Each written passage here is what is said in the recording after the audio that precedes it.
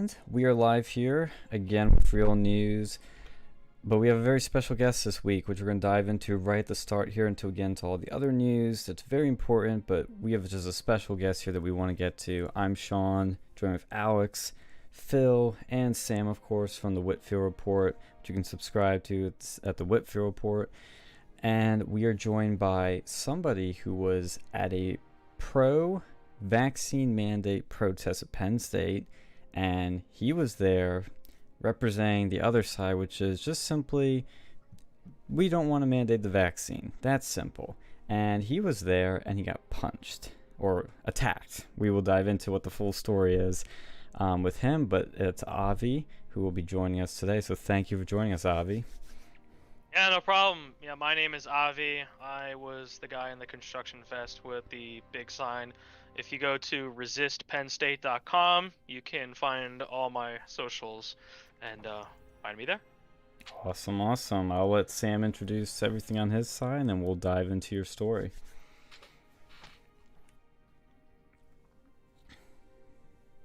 Alrighty, folks. Good evening and welcome. Good evening, folks, and welcome to tonight's edition of the Whitfield Report. I am your host, Sam Whitfield, broadcasting live here from South Florida at NGC Studios, and I want to thank you for joining us tonight. We are starting a little bit early tonight. We usually start the show around 10 p.m.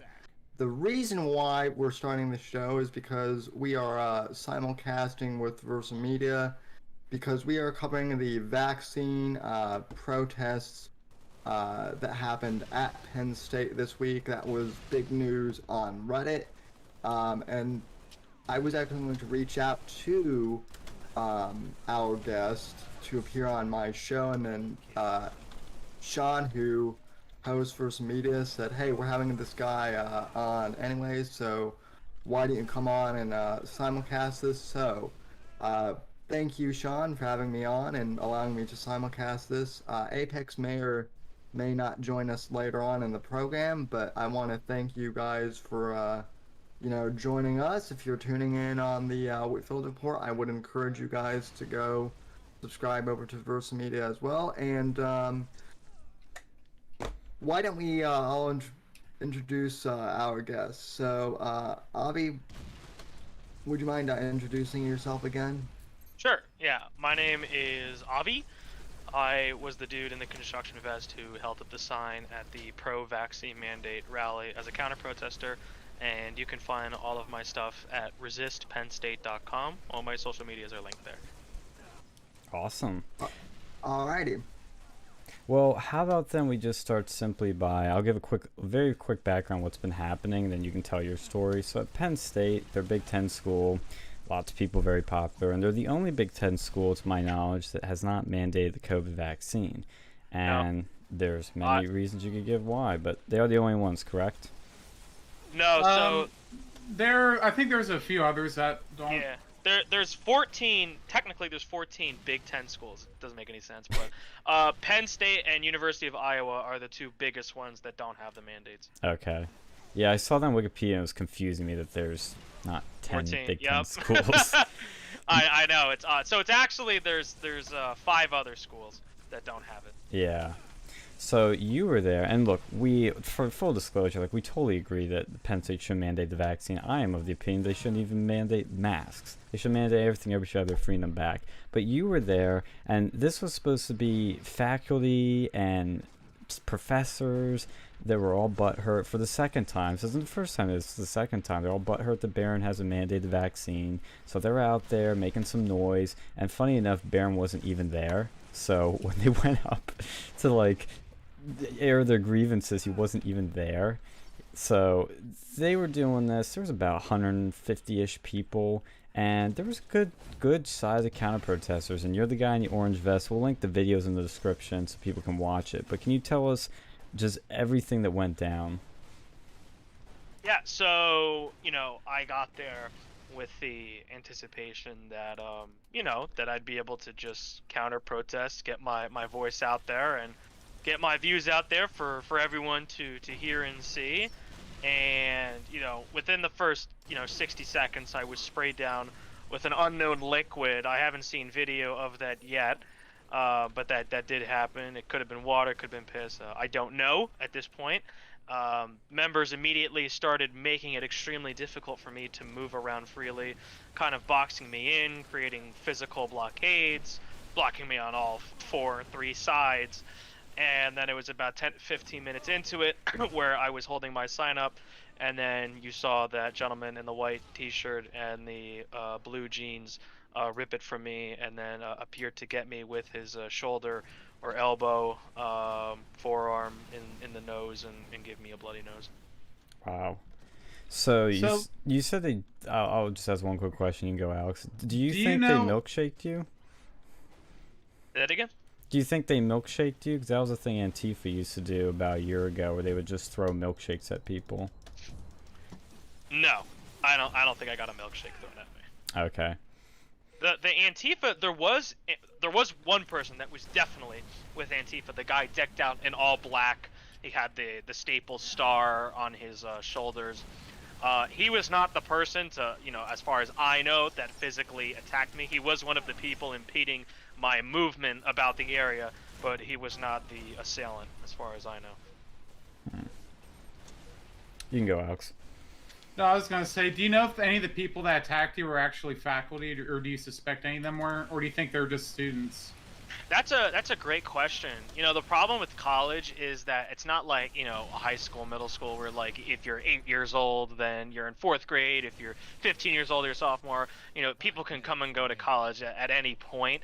I have no idea. I mean, if you're talking about, your stereotypical college-looking student, I mean, he didn't ring bells for me as a college student. There were people there that, you would only imagine would be on the news, like people who look like your textbook definition of a social justice warrior Karen that, I've never seen so far this week walking around campus, but existed at that rally. So maybe it's just because they've all happened to congregate there that there was just kind of that wow factor of who was there. But I do not know if it was a faculty member or just a random person.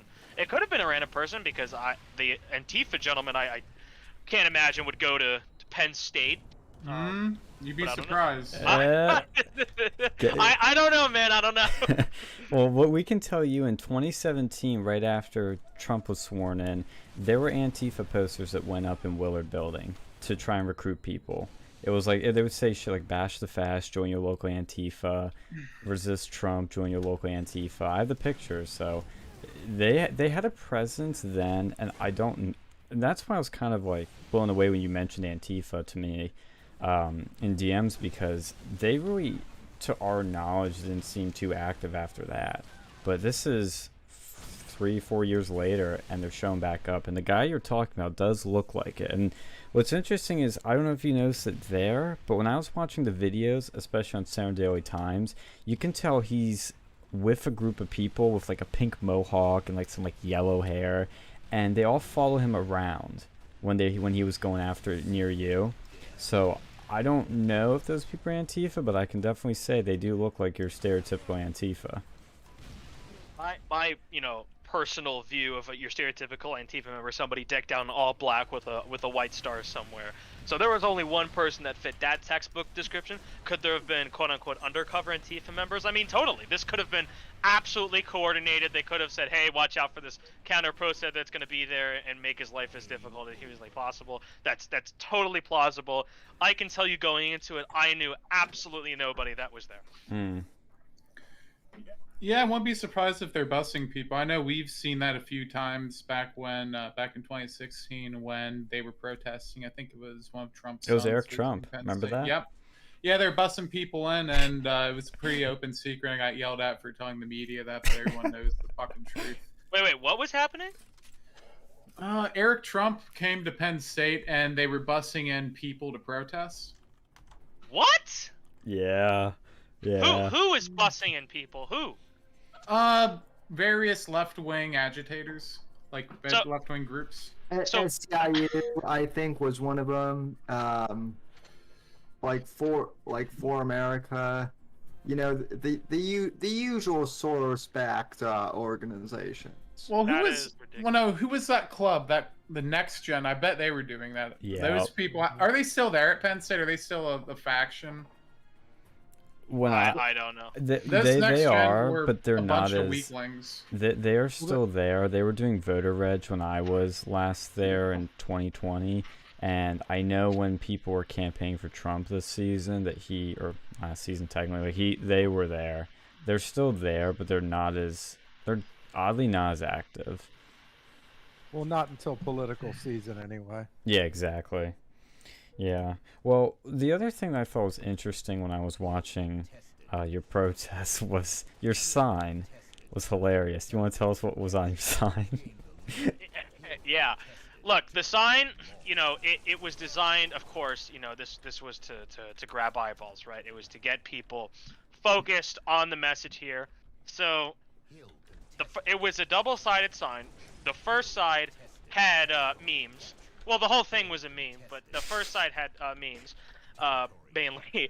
So one of the memes was the "Govern Me Harder, Daddy" NPC with the mask and then the needles in him. Nice. Just to kind of preach to the absurdity that, like, please, I want you to force me to take needles. I want you to force me to wear a mask. Take a dildo and ram it up my ass. That type of crazy nonsense. So, and then the other side was. It was Alex Jones pointing a gun in a baked meme format. Shut the fuck up, liberal. So I mean, and I put that there because I knew that everyone there was gonna be. They identify as a liberal. If real liberals don't believe in this kind of garbage, but they identify and vote liberal.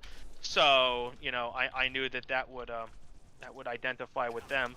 And then the other side of the sign had more facts, on it. So the first one was the superhero choice meme, where he had to pick between Black Lives Matter and then ban 65% of Black New Yorkers from restaurants and work, and vaccine passport supporters all nervous because I even said, hey, how many of you guys support Black Lives Matter? And they were like, me. And I'm like, oh, so do you support the 65% that aren't gonna be able to have a job and eat after this? And it was all silent. So it just shows the hypocrisy.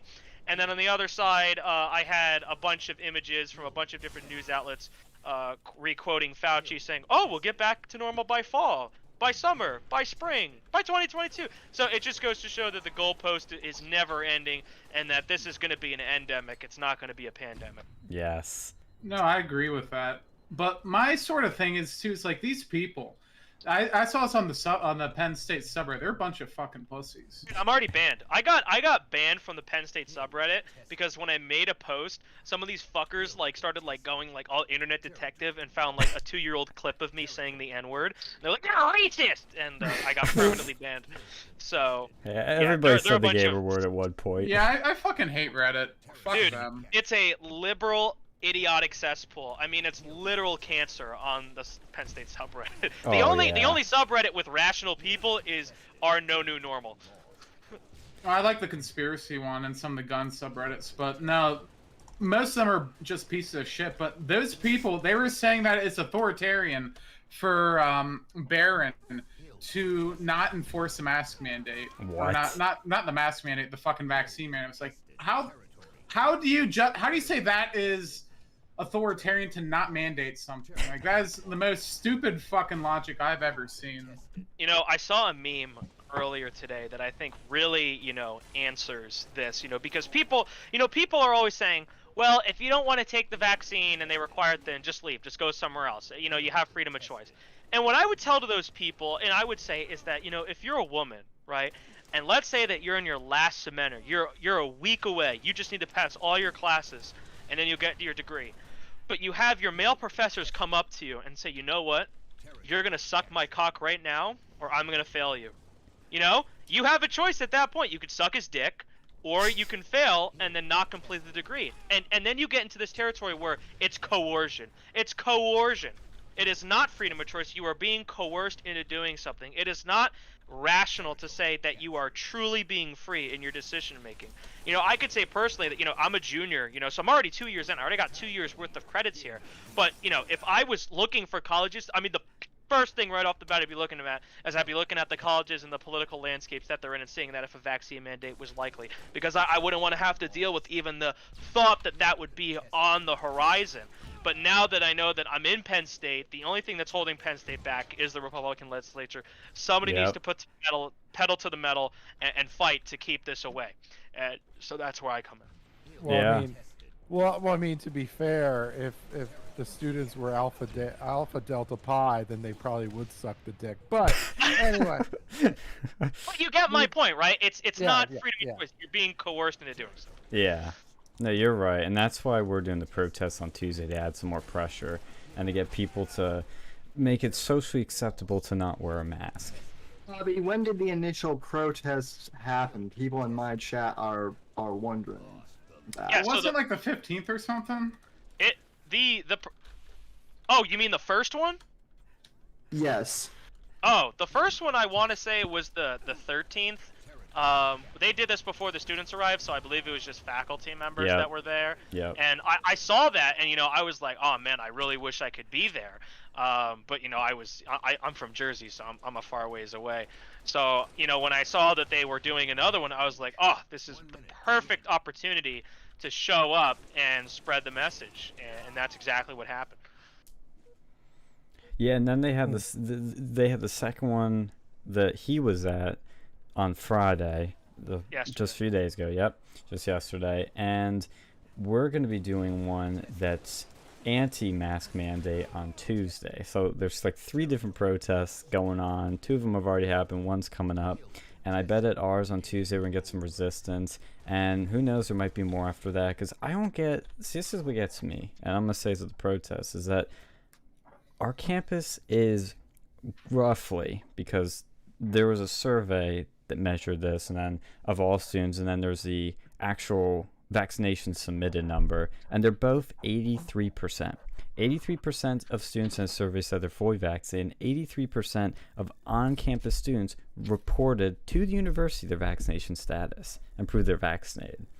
Why are they so butthurt that only 83% are vaccinated, which is much higher than the rest of the country? They're I'll beta tell you, bitches. No, it's because they have buyer's remorse, okay? Because they are, as I believe that some of them are genuinely stupid, and I believe that some of them realize that they were duped into getting the vaccine.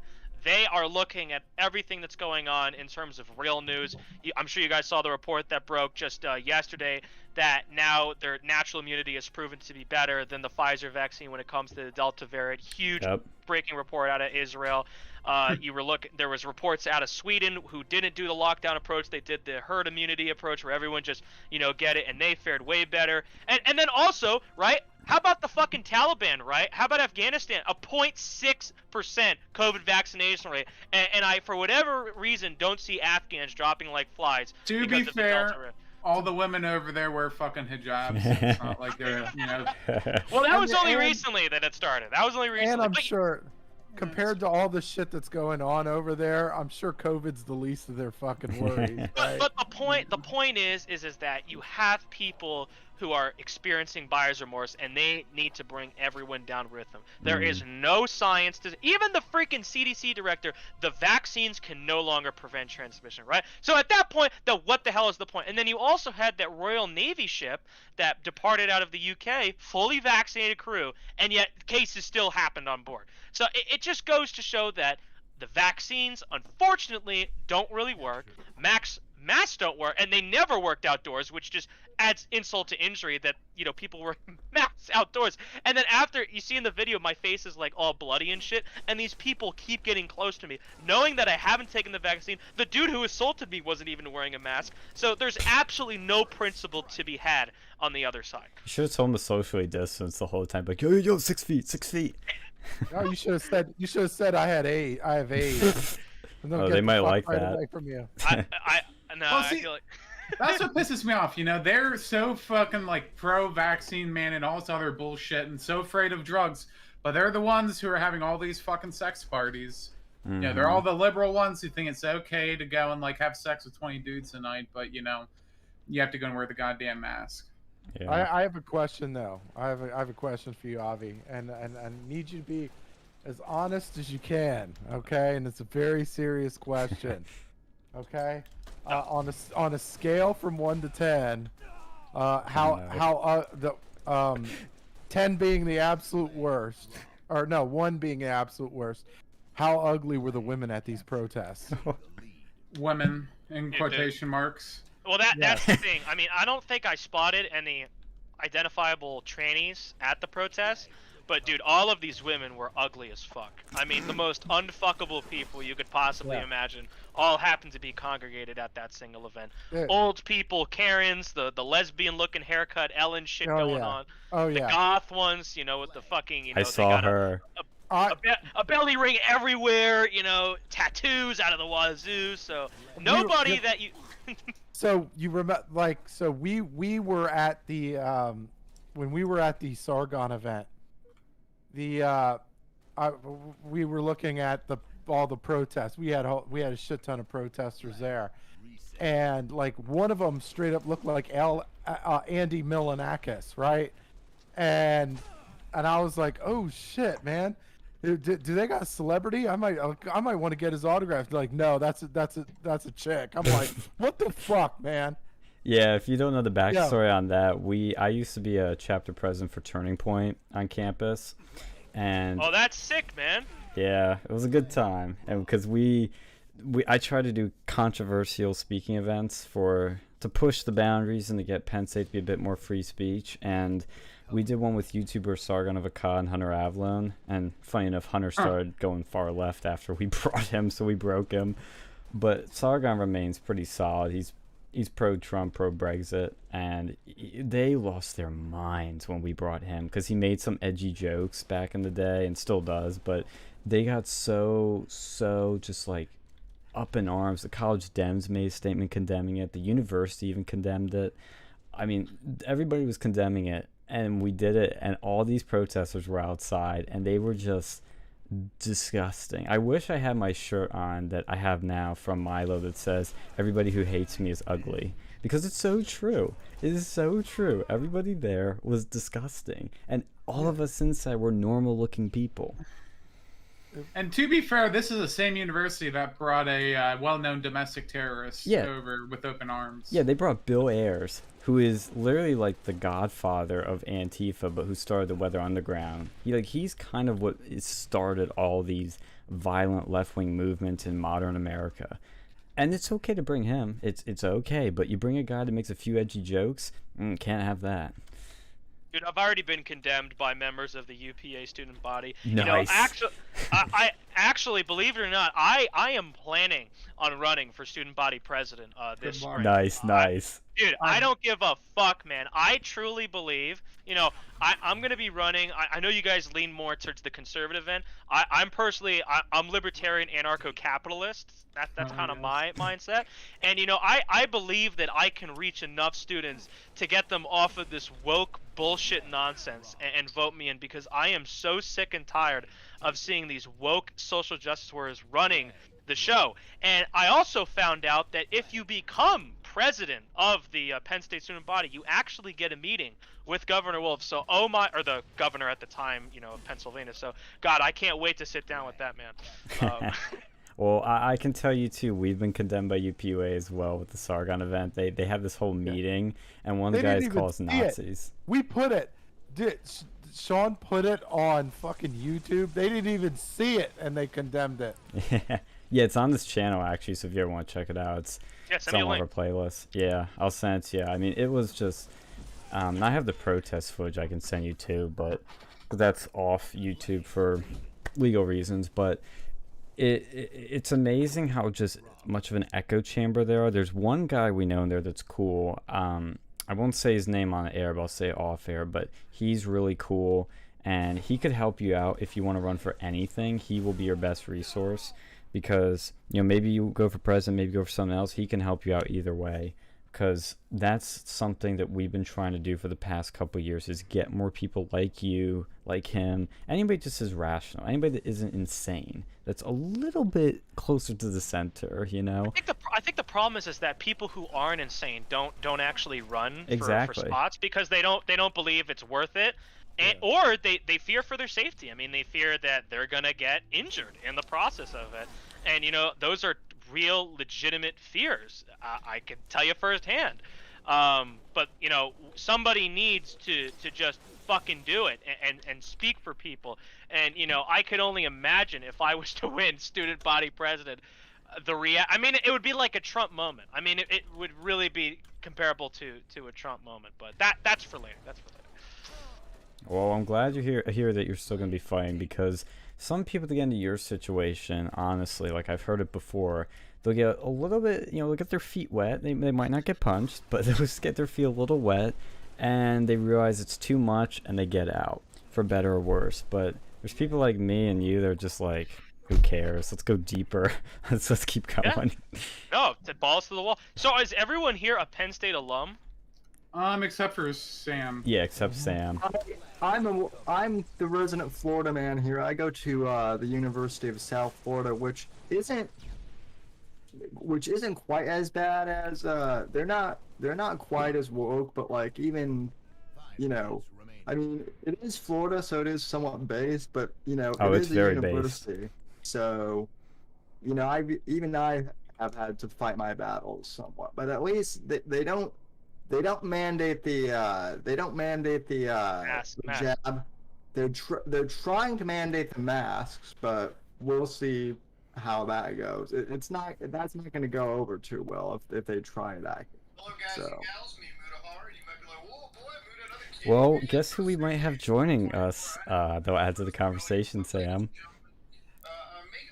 Oh, really? Yes, his name begins with a J.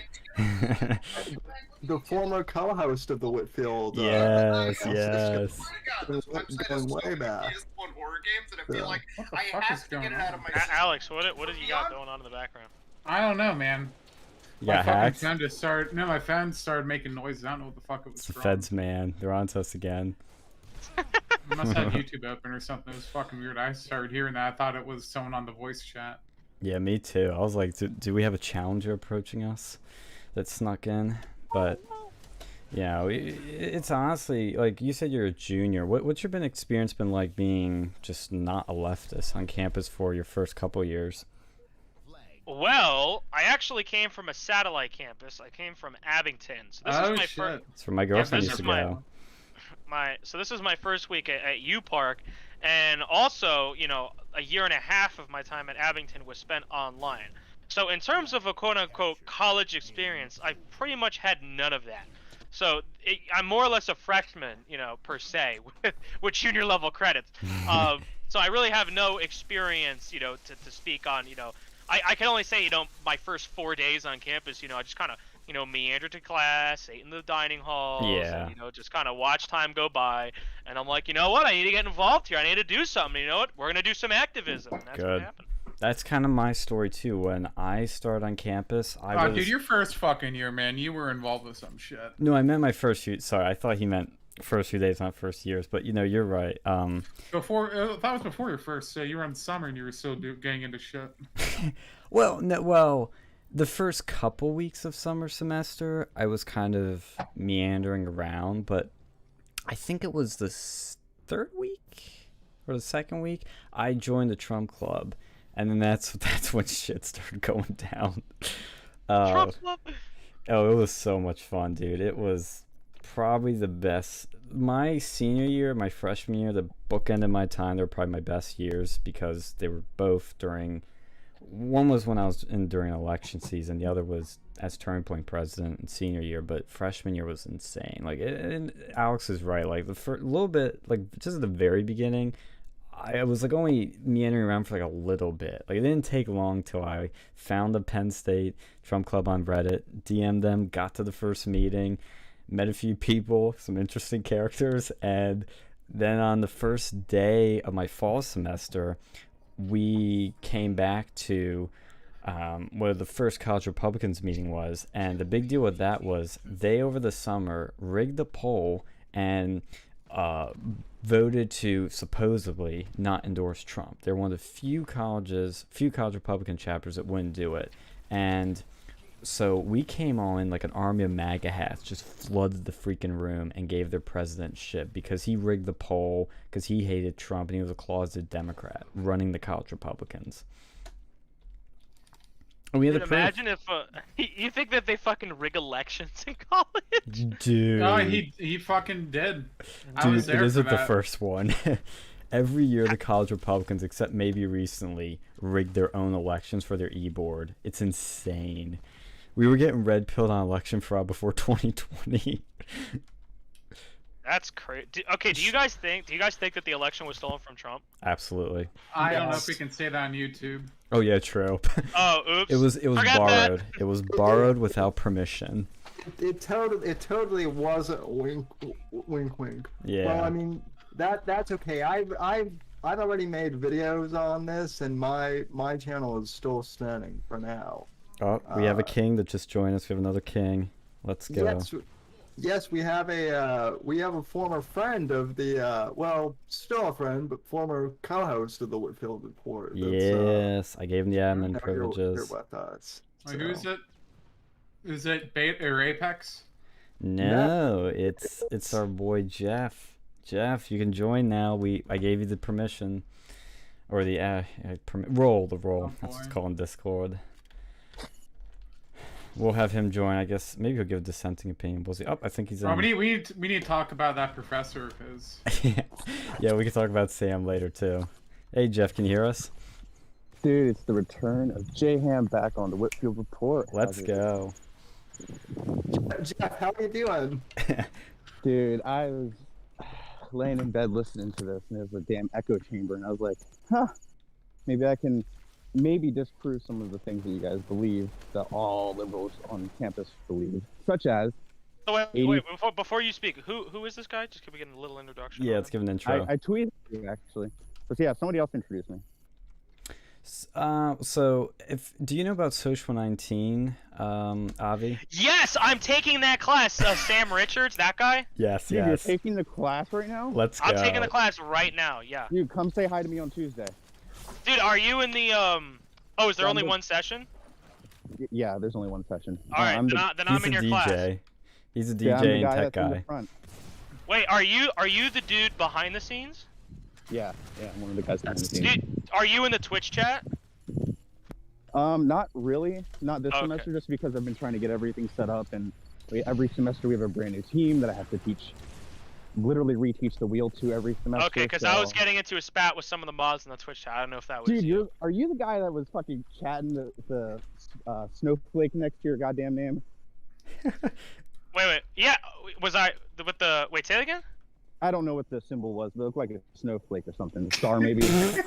Star David. I Not a didn't star, have- David. No, there was this one guy who was like, "Are you guys telling the professor who I am?" Yeah, Because that he was just me. walked- That was me. That was yeah, me. Dude, no, I'll tell you the truth. Sam doesn't know who's doing what on their devices, and we for sure don't know who the hell you are. So, like, even though I'm talking to you right now, if you come in on Tuesday and don't say shit to me, I'm not going to know who you are. Like, there's 750 people in that room. I'm not going to be able to tell who you are. Like, Dictator Phil took this class. I don't know who he is to this day. I don't know what you look like. I don't know if you're 6'5" or 4'3". I have no fucking idea. There's too many people. So, but yeah. I Yeah. work for Social 19 To give my. Oh, okay, you were gonna go. My bad. I was just gonna say, Social 19. Back in the day, I was conservative podcaster with Sam, and then I'm not a conservative podcaster anymore. But I'm not really like a, hardcore SJW either. I like to think I see things in the middle. Like you guys are talking about how 84% of campus or undergrads are vaccinated. I don't think you need the vax mandate. I don't. I think if they did it, I mean, I have the fucking vaccine. I don't care. But I think if 84%, for the most part, we're fine. Yeah. It'll change. It'll depend. In a couple of weeks or maybe a month, if the Delta variant comes through and we have huge soars of people, like numbers rising, then maybe we have to relook at that. But as of right now, it's fine. It's fine. Well, at least all. you're sensible on that, because those professors out there outdoors wearing masks demanding the mandate for the vaccine, it's idiotic. It just looks idiotic seeing that. Yeah. Dude, if I can comment on the professor here. So I mean, my first impression of the guy, the first class we literally spent debating why we refer to God as a he and not a she. I mean, in my opinion, that was a totally wasteful amount of brain energy. And then he was also mentioning some Fox News thing. I actually searched up the clip and the YouTube video in question, which the professor unlisted, so he doesn't even want it public. And I saw the fucking video, and he was certainly not taken out of context. He took a black student and a white student, and he put them next to each other, and he made the white student be like that he's better because of his skin color. There's no way around that. Here we go. Hold on. No, So, hold on. I can. Go Go ahead. Jeff, I'm sorry. No, it's good that you're on here because you can kind of give a little bit of context because we've been kind of saying some stuff because it's been in some of the news airwaves, but since you're like here, you could give more context. So thank you for being on here. Anyway, by the way, sorry. Yeah, thank you. Sorry about that. So the reason that it's unlisted is just because Sam was getting, I mean, a shit ton of messages this entire summer, and voicemails and death threats and all of that. So they decided we're just going to take down. I don't know why he didn't take down all the videos like he said he was going to. Some of them are up. I think it's just because it's a boomer moment, and he just didn't realize the fact that he didn't privatize every video. And we were just going to wait until the beginning of the semester, and then we're going to re-put all the videos up. It's not that we're hiding the information. It's just, for right now, we wanted to put all of that aside. And the video that you're talking about specifically, it is completely taken out of context because what we're talking about is if you have two people who are exactly the same, because my mom and I disagree on a lot of things, but one of the things we talk about is like this. So if you're applying for jobs and it's you and a person of a different race, if we are truly equal, then if everything is equal about the resume, then they should have the equal percentage of a chance to get the job. But what we find is that they don't. The white guy has a white guy with a white guy without a criminal record, black guy with black guy without a criminal record. And what we see is even if the black dude with the criminal or without the criminal record, he's going to get less callbacks than the white dude with a criminal record. And it's just like, okay, that's a study that has been done over and over again, and I would actually like to see it redone now because I think it's a little outdated. But I want to see if that still holds. And if it does, then what he was saying is, if you're going to walk across that stage, you're going to say, I, whomever I am, I have an equal shot at getting a job.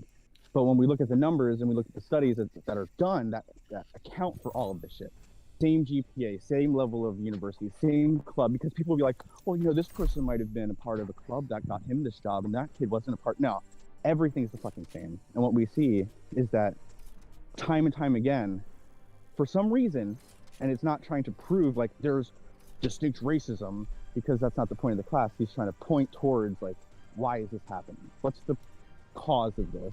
And maybe we can then talk about what we can do to fix that. Pretty much. That was the clip that was with the context.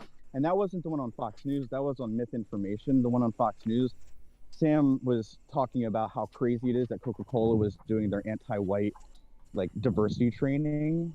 And he was making fun of the fact that they were saying white people have to be less arrogant and more empathetic and all this shit. And it was just like, that's not white people, that's just people. Like, some people are going to be more empathetic and some people are going to be less empathetic. And in order for us to be the holistic community that we want to be, like where everyone is equal, then we should all be a little bit more empathetic. But it was just taken so far out of context of like him, practically Mark Stein was saying, Sam Richards is saying this stuff, and he was making fun of it. And that's why, and for Sam, I saw Sam put out a tweet and he was like, I can't wait to hear Sam's excuse for this because it was a joke or whatever. I'm like, Sam, you're the first person who on your podcast every fucking week you talk about how we can't censor comedy and we can't silence these people. And then a joke you don't like comes up and then it's just like, well, fuck this dude. Like, come on. Well, right. I do say that every week. Oh, wait, you're talking out a different Sam. Yeah. No, No, I'm talking about you, Sam. The one thing I'm talking about you. Go ahead. But the one thing that I do respect, the one thing I do respect about Sam Richards is he's definitely like pro free speech. Like he's definitely a pro free speech guy. And you remember you remember when he had the Sargon event, like when we had the Sargon event, he was saying I forget what it was, something like when freedom of speech is curtailed in society, it's almost always the people with the least amount of power that feel the greatest impact of those curtailed freedoms. Like, and he's right. I mean, it's a good point. And like, so he understands at least more than a lot of these like leftist professors do, like the total picture. Or maybe some of these other professors don't care, but at least like Sam Richards understands that part of the conversation. So I do respect him for that. I mean, speaking from my, experience in the class and what I've seen, online and after hearing what Jam has had to say, I vehemently disagree. I do believe he's woke. I do believe that the majority of what he said so far is total garbage. Hopefully I'll be proven wrong at some point, but I still think very little of him. You can't make that assumption after literally one class of him doing something that was edgy like that, and then the second class wasn't even his opinion. He was talking to people who've worked in Afghanistan, and then we talked to a person who's in Afghanistan still. So like, you haven't even sat through classes. Like, you have to, if you're going to go through a sociology class, because it's not an engineering class or it's not a mathematics class where this isn't relevant. Like, all this shit is relevant. So give it some time. Think about it. I'm gonna stick it out. I'm not gonna drop the course. I'm not gonna drop the course. I'm gonna stick it out. I'm gonna finish it out. I'm not even 100% sure what the hell I'm supposed to be currently learning in the course. I'm just kind of hearing stories. Like, I don't even know, like, what the hell is this course about? We've talked about God's gender in Afghanistan. Like, I don't understand. Well, his Twitter handle, Sam's Twitter handle is I Unlearn. Remember that. Hold on. Yeah, I'm making a joke, but I see what you're coming from. No, so real quick, go ahead. Why is God's gender coming up in a race relations class? Because it's not just race; it's race, ethnicity, culture. The course is actually titled incorrectly now. It's actually been updated, but the university takes fucking forever to do anything. So it also is a culture class. So the reason we were talking about God's gender is because we're talking about the way in which we view the world through a masculine lens. And there's many religions in the world that have God as a female. If you take DMT or have ever heard of anybody taking DMT, which is, in my humble opinion, what happens our afterlife is just a chemical reaction in our brain. But every single time anybody does a DMT trip, it's always a female. And it's like, yeah, because God birthed everything. God is definitely a female. But the point is, it doesn't matter if it's a male or female, but we have this way in our culture of always seeing. What was that laugh about? Like, well, it's definitely a female. Yeah, I wouldn't. I did drugs. That means it's a female. Yeah, you know what? God is definitely a female. Yeah, how about God is gender binary? Does he also have a belly ring too? Look, like gender binary? You mean gender non-binary? Look. Oh, I'm sorry. Wrong term. Yeah, wrong made-up term. Female. I used the wrong made-up term. God is 100% a made-up female. term. Yeah, I'd think that fucking God would probably be transgender if you think about it, because he's supposed to be everything? Wait, can we not relive my first sociology class? Can we? Why don't we just call him Zizizozum? I did smell scum. Well, what I don't get about look. the DMT thing is that doesn't necessarily prove anything about God. That just proves you're tripping and you're seeing it's all stuff. based on faith. And Right. Yeah. So God is energy. If So we he's the wanted to force? get Well, down to it. I mean, I'm more of a Zoroastrian than anything, so yeah, Oh, boy. exactly. most What the hell is that? It's some Zoroastrianism? bullshit religion. Yeah, what is that? I honestly don't know what it is. It's some Middle Eastern bullshit. Some Middle Eastern bullshit, right? It was a religion that started 1,500 years before Jesus, and for the most part, or Jesus came to Earth. Sorry, and for the most part, it was the first monotheistic religion in which they believed in dualism. So they believed in a perfect being that created everything, and they believed in a horrible, evil spirit that destroys everything. And if you are a Christian and you want to learn more about your religion, highly recommend reading the Bible in a way that you don't interpret things the way that you want to, and instead read it chronologically. Isn't that the whole fucking point of a religion, though? That kind of the whole point of a religion is that you interpret things the way they're meant to be interpreted. Like I don't sit and ponder Hanukkah and I'm like, wait, why is it this holiday 11 nights instead of 8? Like it's just fucking 8 nights. Like that's all there is to it. That's a stupid ass argument, but okay. And then we're going to so it pretty much is just the basis of all of religion, because if you look at how Judaism transformed after the 550 BCE or BC. Sorry, I didn't mean to trigger anybody. Then you'll see how the religion really impacted. Because before, Jews didn't believe in any type of afterlife, not until after 550, when Zoroastrianism came in and they had, you know, a heaven and a hell. So, I mean, it was just very influential, and so I believe in, you know, God as a spirit and a perfect being, but I don't believe in all the other bullshit. Look, God is a woman, okay? God is a woman, Sure. and you know, and I say that because no one can be this big of a cunt to the people of the world, okay? Only a woman could be that big of a cunt. Hey, Jam, I got a What? question. Do you know about because this was the whole point of this session right here. I'm just curious if you're looped in on it. Jam, are you aware of what happened Friday regarding me? Yeah, dude, I was tweeting at you. I tweeted a shit ton at you this morning. Wait, what's your Twitter handle? Propaganda PhD. Ah, No, his Nice. ass fucking blocked me. Who did I block? Blocked my Twitter account. I- I don't even know ever talking to you, but apparently I'm blocked. I So don't- there's Wait. I don't know who's talking to me. My phone is in my pocket. Who is this? This is Alex that was talking. Bugs. Oh, maybe I'm you said Sean, something but really that fucking was stupid. Alex talking. I can't find it. What the hell is it? Propaganda PhD. Follow him. Well, that's a fair name for Sam's class, though. Follow him. Follow him, yeah. folks. Oh, I think I found it. Oh, that's you. Oh yeah. Okay, yeah, I remember too. So, do you think that what I did, Sam Richards would advocate for the beating of me, or like, what do you think his view on that would be? So I'm not going to talk as a spokesperson for Sam Richards. You'd have to ask him directly because I'm not him. Okay, I know fair that enough. personally, I don't support the beating of you.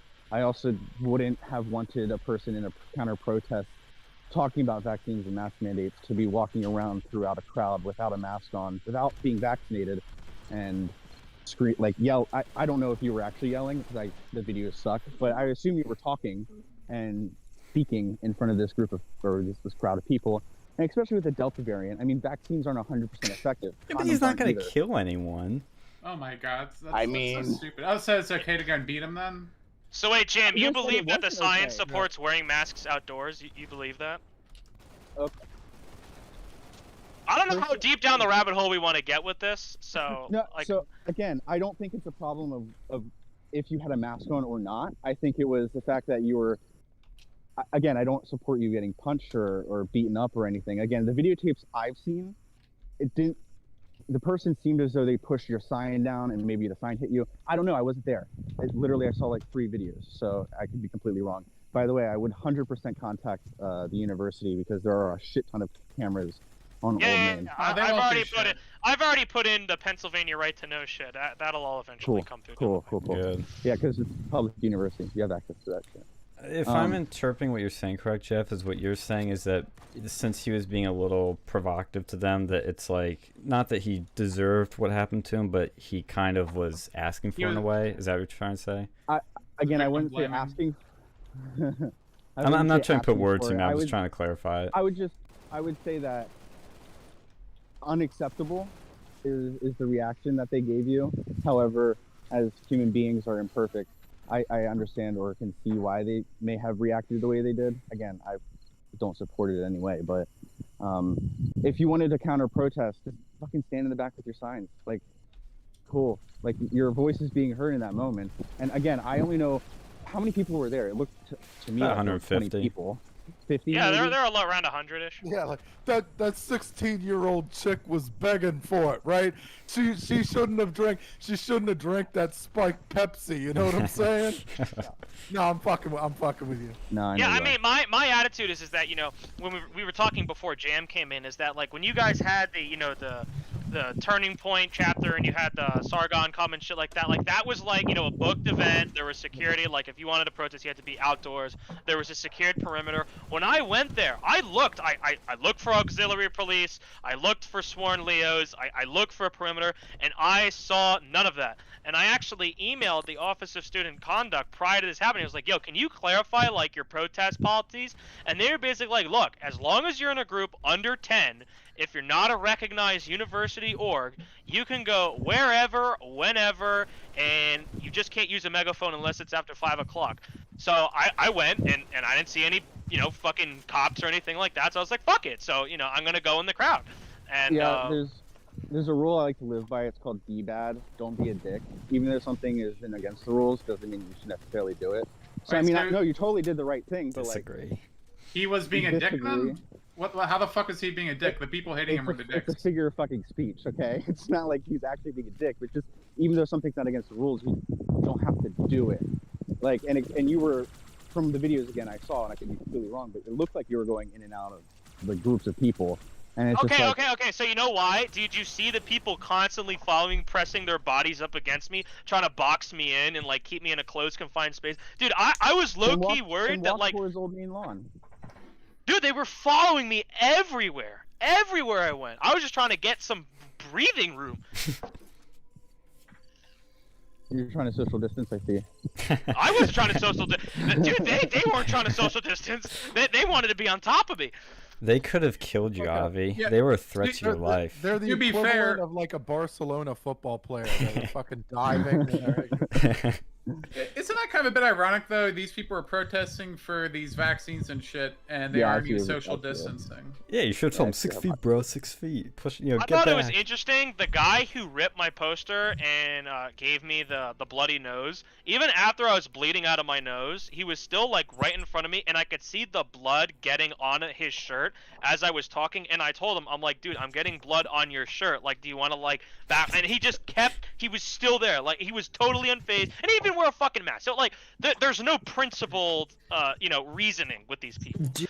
Do you have footage of you getting assaulted? I'll send to you, Sam. Yeah, Yeah. I mean, I have 2 videos of the event. So you Yep. said you had 3, so you have one more video than I did. But the Maybe I saw 3. I don't fucking remember. There's a 17-second video that shows the build up to it.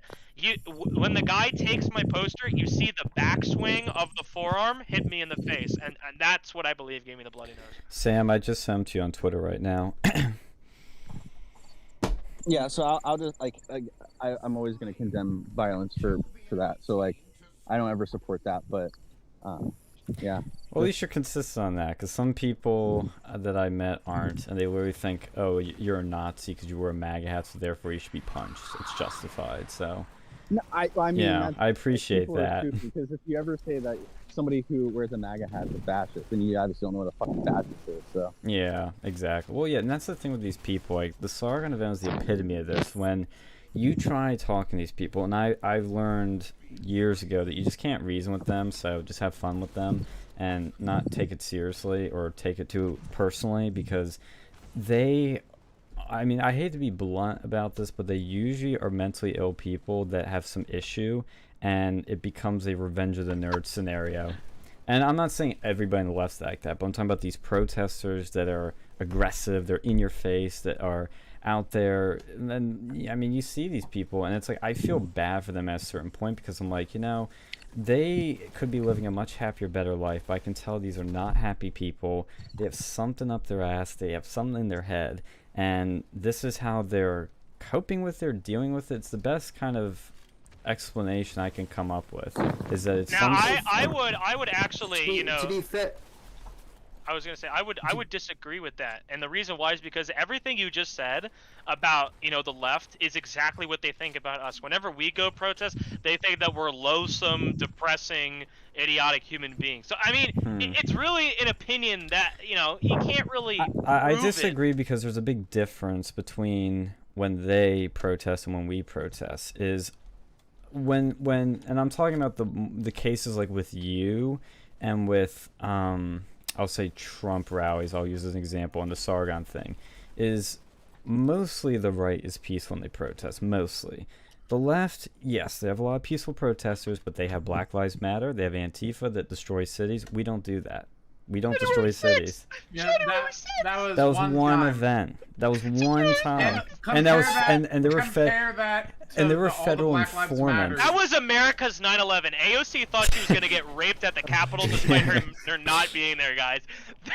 She must have gotten the tip from the feds that they were setting that whole thing up, but And what did they do? How many Everybody knew buildings that did they January burn was down gonna with that? happen. Like Yeah. January 6th was a fucking joke.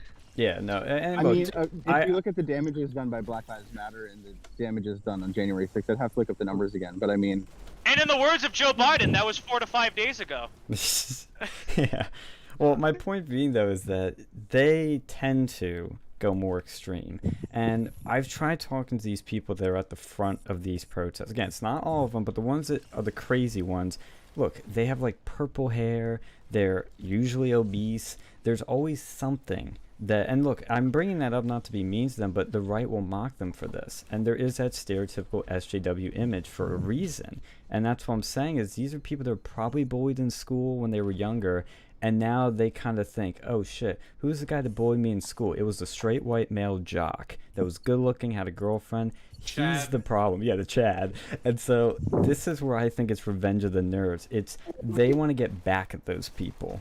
it's So really you funny because you guys think are the talking left- about the fact that people on the right are demonizing, or sorry, the people on the left always demonize the people on the right for being low bar scumbags, and then literally, you guys a moment ago were talking about the fact that you could transfer AIDS to fucking air, and people who are like purple hair and yellow hair and stuff. And it's like, you Well, am I literally are wrong?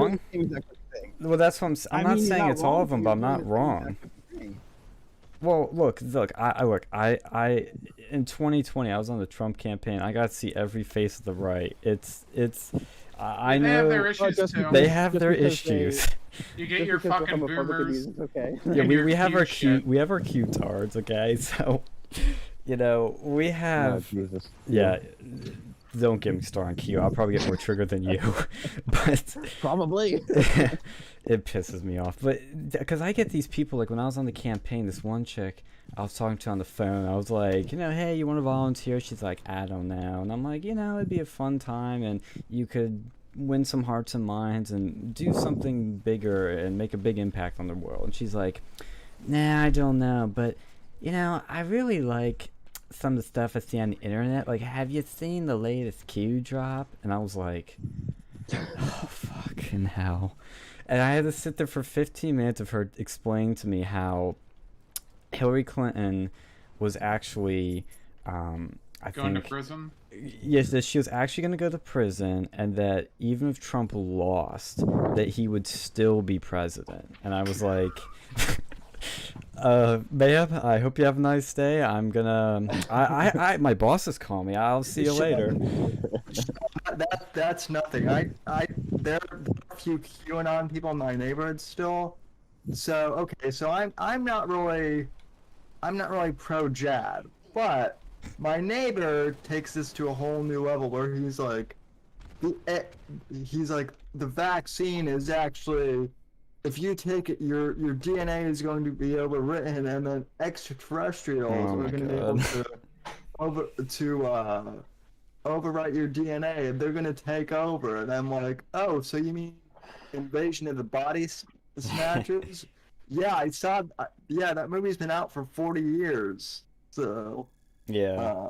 Yeah, and look, it is true. There are crazies on both sides. Any side, any group is going to have its crazies. Trust me. Even in Turning Point, mostly cool people when I was running it, but we had some crazies, and we had to deal with them. But there's different types of crazies in these groups, and that's why I'm saying that, like, yeah.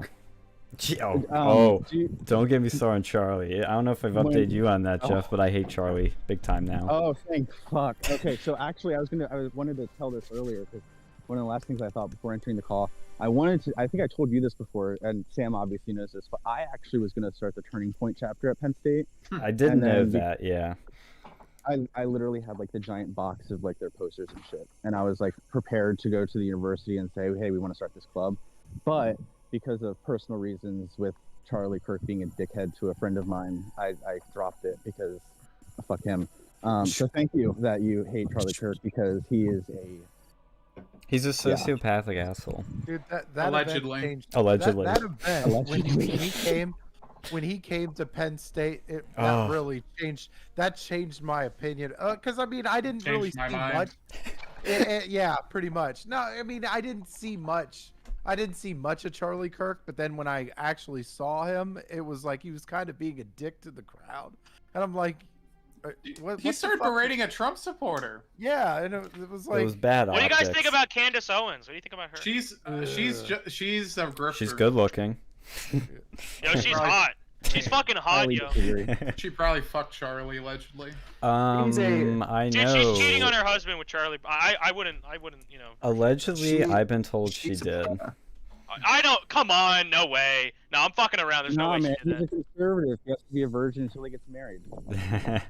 wait. Dude, don't Yeah, get we me know. started on those chicks. Oh man. what the Oh, trad, the trad thoughts. Yeah, trad thoughts. Yeah. Well, I will That's tell you what this, it is. Jeff. This is a little insider scoop. I've given it to these guys, but I can tell you too. When we did the Sargon event, so we invited, on my own, I invited Sargon of Akkad and Hunter Avalone.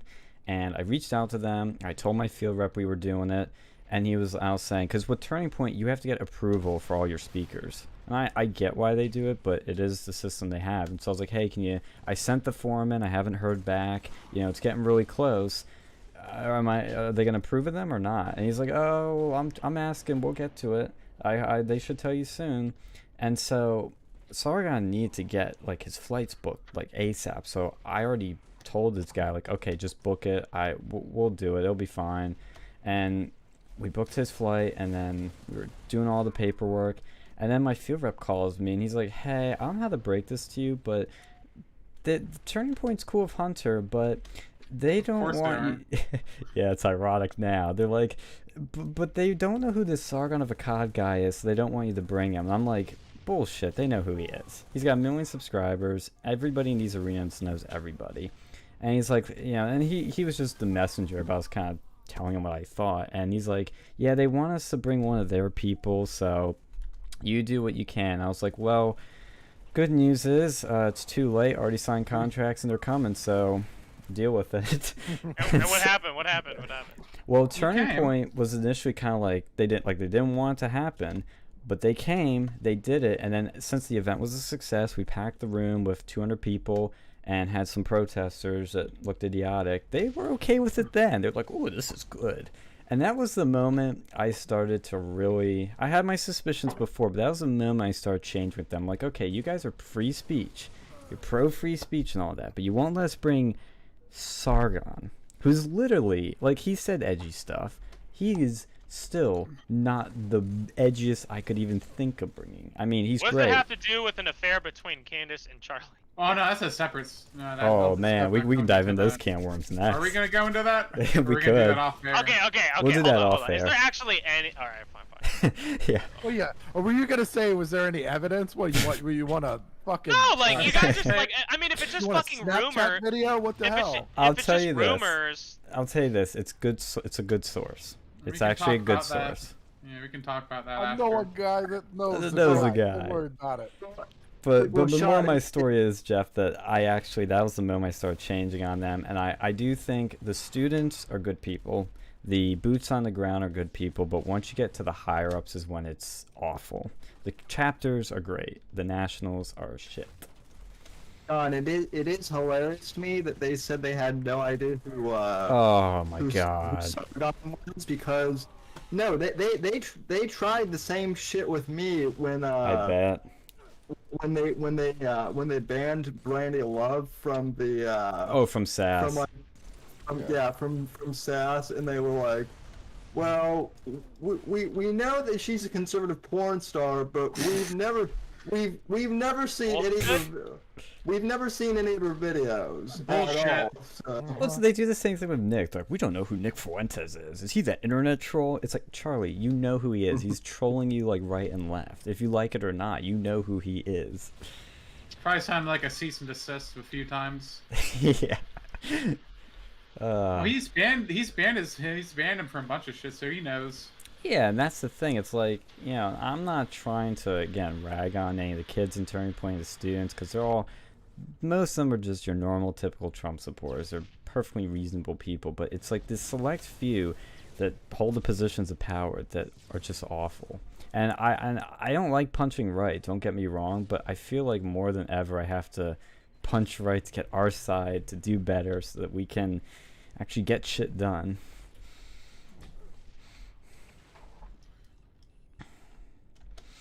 Yeah, no, I Yeah. agree with Yeah. that. I mean, a lot of these guys up top are like, they're just doing this shit to like become relevant. Like it's not.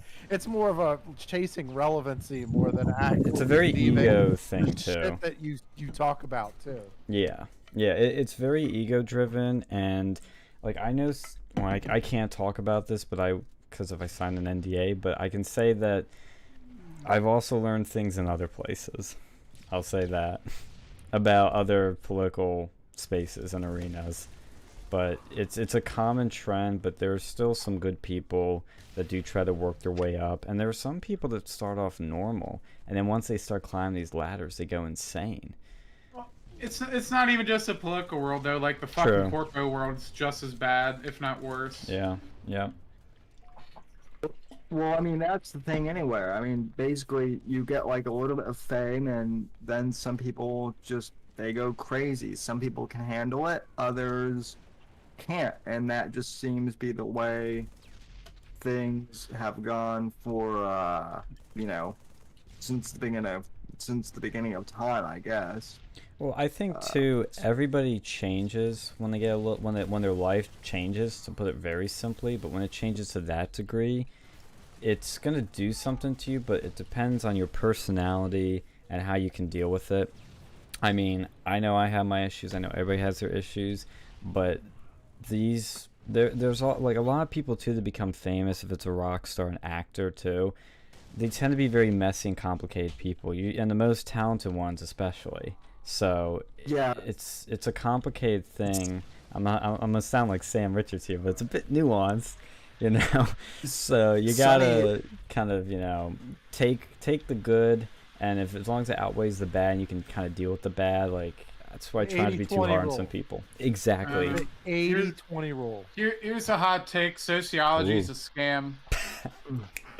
Coming in Yeah, the hot. study of people in society is a scam. It's like, okay.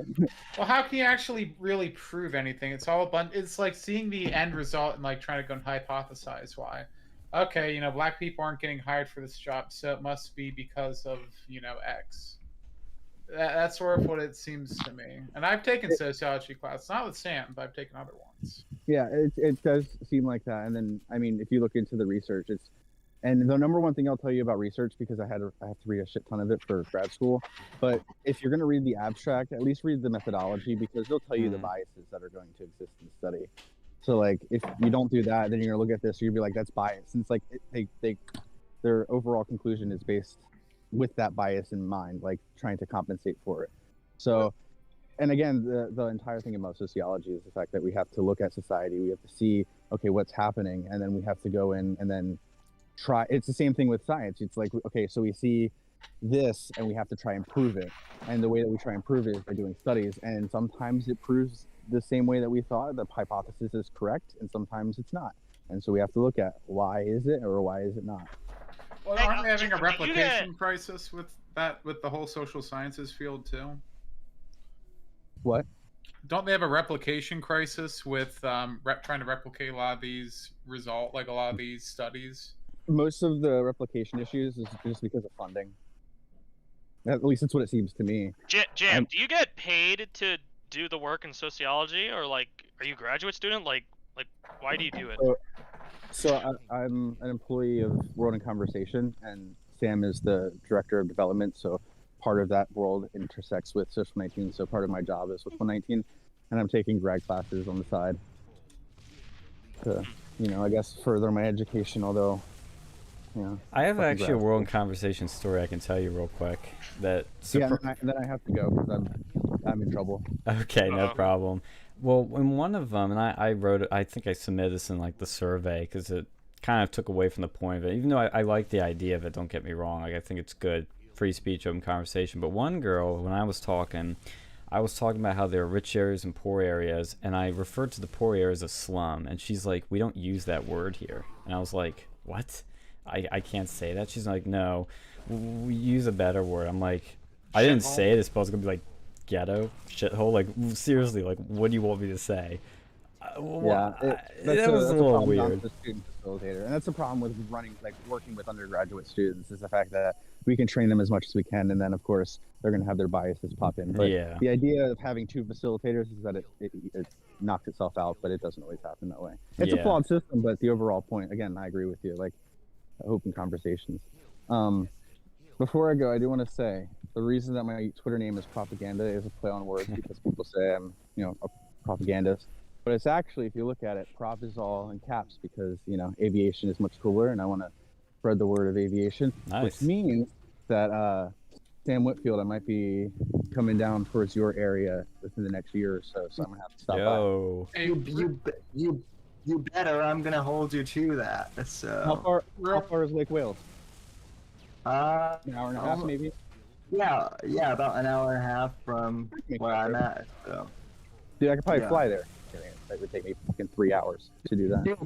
Dude, I literally live right by the Sarasota airport, so. Well, you that's that's a restricted airspace, and I'd have to talk to the tower first, but maybe I can make it work. hey, real quick before you go, you need to go and tell Sam to do a fucking lesson on Christian, because I'd love to go and see that shit. On what? On Christian. Yes. Christian Weston Chandler. Okay, I'll tell him that. It's interesting to know. I don't know who that is or anything. But Oh, there's a Hey, man. most- there's a most 59-part part- YouTube documentary. Yeah, for you the fucked most his part, I mom. try and stay away from people on YouTube just because you can get into rabbit holes. Like I'm about to trigger all of you. I watched Vosh for way too long, and I was like, "Yeah, Vosh," and then I listened to a couple of his takes on some of his other points. I'm like, "What the fuck are you talking about, dude?" Like, He is a Yeah. communist, so yeah, there will be some takes that are a bit out there. I mean, to say communist is a bit excessive. Definitely a socialist. Well, he identifies as a Marxist. He identifies as a social democrat or some shit like that. I thought it was Marxist, but maybe he's changed that. I mean, he don't know. probably pulls a lot from Marx, but it's for the most part, the main difference I see is communism, of course, is the ownership by 100% by the government, whereas socialism is workers owned the means of production. So Well, I thought true communism had no government. that's definitely not That's true. anarchy. There has to be. In the Communist would be Manifesto. I mean, Yeah. in theory it's all good, but in practice, it's usually I wouldn't even the say that.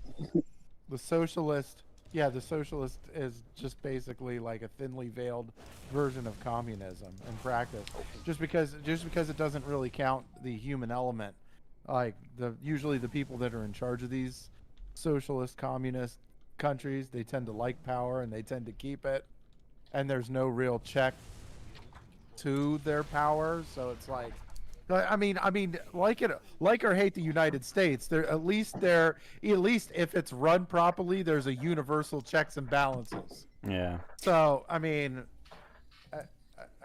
with most of these most of these socialist and communist society, there's no real genuine checks and balances for the people that are in power. So it's like, I don't know. There's pros, cons, maybe. I don't know. I don't know how to. Well, we know you have to go, Jeff, but could you quickly plug any places you want people to find you once again? Yeah, no. King. You got my Okay. Twitter. You got my Twitter. That's fine. Okay. I will say if there's ever another, I know that you said maybe on Tuesday. What time is the protest on Tuesday? Tuesday at noon, Old Main. Okay, I'll see if I can show up. I Let's mean, go. Pond is right behind it. And I would say that if there's any other future protests and you want a person with a camera, I'll be there. Let's Jeff, go. I'd love to have you on for another one-on-one show at some point too. Yeah, I want to have a conversation with just you, me, Phil, and Sean because, I mean, I know Sean, but I don't know who Phil is really. You're the one who introduced me to Phil, and that's how I know Sean. Well, so. Yeah, I know that because of Twitter and stuff. But like I said, I don't really know Phil. Like I just know his Twitter picture and the fact that he was in the military. That's about all I know. Like when you were tweeting a little while ago, you were like, "Do you even know me?" I'm like, "No, dude, I don't know who you are." It'll be an interesting conversation, that's for sure. Yeah. So, Yeah, and I may so, need of some camera work services in October, so I'll keep you posted on that. Yeah, for sure. If I would say if you want to get 100 Thomas, look for Tuesday nights because Thursday there's a class rate actress. But if I can keep the cameras up, I'm sure I can talk Sam into. We'll be doing Wednesdays. That's unfortunately the day we had to pick. Maybe it could work. Yeah. Yeah. So see you guys and punch a fascist. Just kidding. Kind of, not really. Well, thank you for coming on. We appreciate it. Yeah, I just don't know why you fucking blocked me. that's well person, I guess. I don't know. I still think sociology is a scam. I don't care. Yeah, I mean, it's I agree with you on that. We can Dude, debate I that next agree. time. Yeah, like I'd like to go and talk to that guy some more. He seems He's interesting open-minded. when he's not fucking blocking people. Well, he's got pronouns in his Twitter bio, so. Yeah, he's so open-minded your brain falls out. It's like one of those things. It's like one of those things where it's like, yeah. I mean, yeah, he talks about it's one of those things where they give talking points, and the research is so bland, it's so poor, and then it's like you're giving these very vague reasons why X happens when there's so many reasons that you have to consider before you even get to whatever, like even like race, like what was the one thing there was black graduates make less than white graduates. It's like, well why don't we break that down? Because it's like, well, what school did they go to, what major did they take, where are they from, where are they looking at as far as job opportunities? Like there's a whole shit stream of stuff that you could look into before like race would even begin to fucking factor. And I can tell you personally from working at like a large fucking corpo before, They they love are diversity. prioritized. Oh, they are prioritized. Yeah. There was some dude who came in with like fucking tattoos all on his arm, and he was like getting a fucking internship. Dude, we have a And dude. he was offered a job, and he was like, yelled at like nicely, but he was still told like, hey, you need to go and like, dress a little more formally because you're meeting with like an executive. Like, what the fuck? Dude, we have a dude in my office that literally has those I forget what they're called. That Terry used to have like small ones. They're like these oopsies. Yeah. Somebody I know.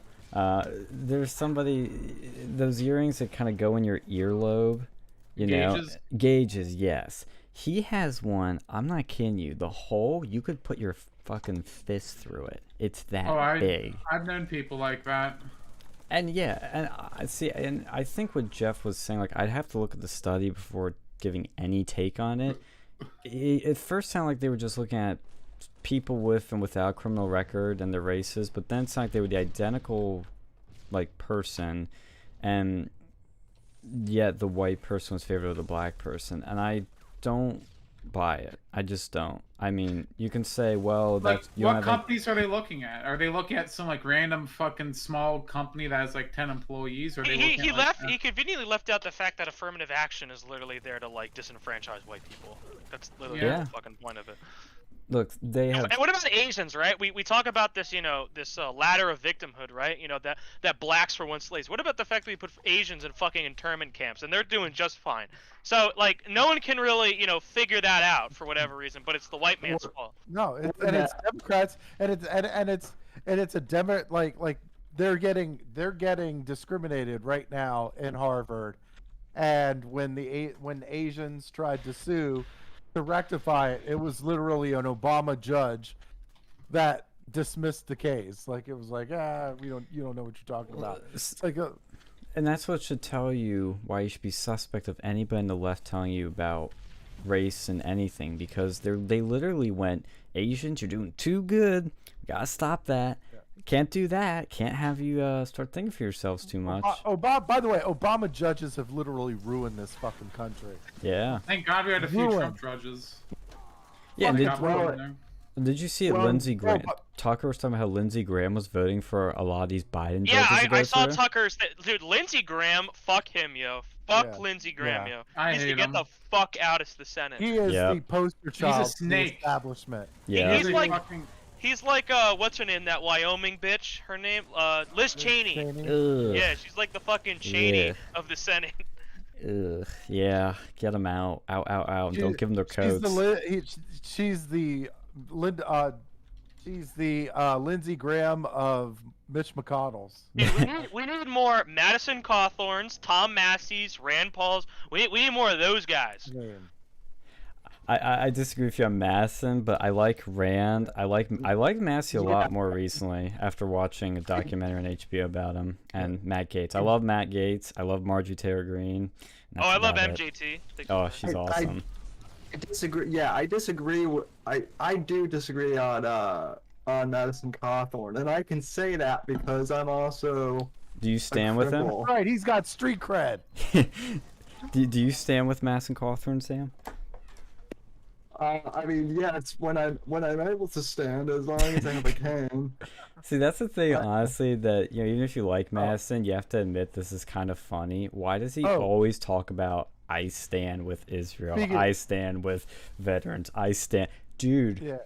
We know. But then when it's time to stand up for Trump, he acts like a fucking cripple in office. Yeah. Oh, you guys are being too mean to him. Come on.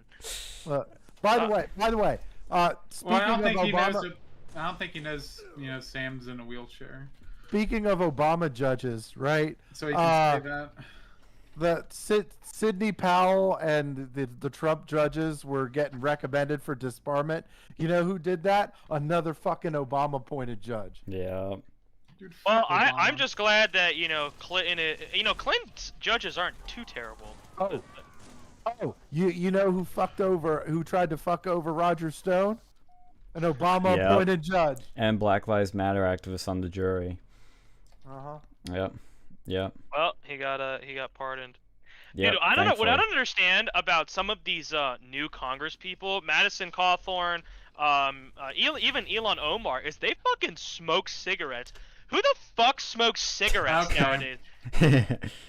Like full-blown cigars. Like I don't even understand that. Like I'm like, dude, you're 25.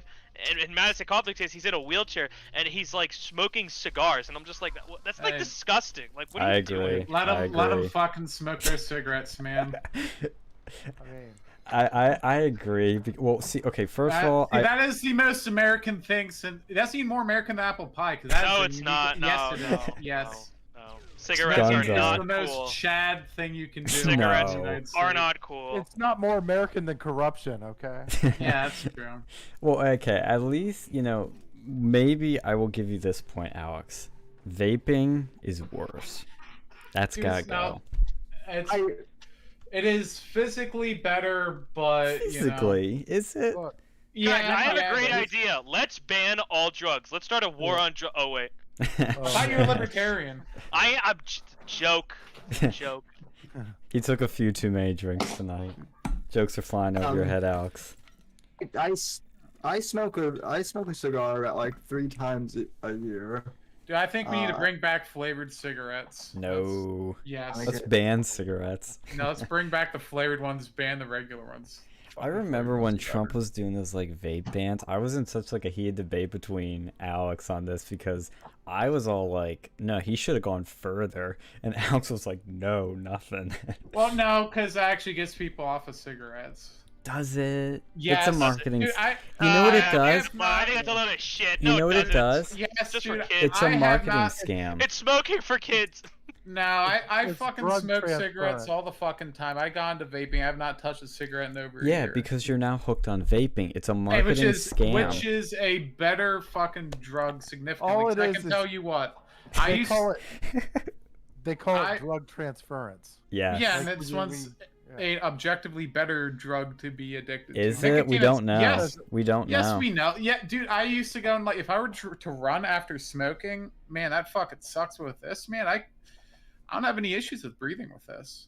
Okay, that might be true, but what I'm saying is, I'm not trying to sound like Sam Richards, but we don't have any long-term studies on vaping when we've had decades of cigarette studies. Well, neither do we have long-term fucking studies on this COVID. vaccine, and we're Yeah, still I was gonna say mandating we it. have less long-term studies of the COVID vaccine than we do in friggin' vaping. That is true too. That is true too.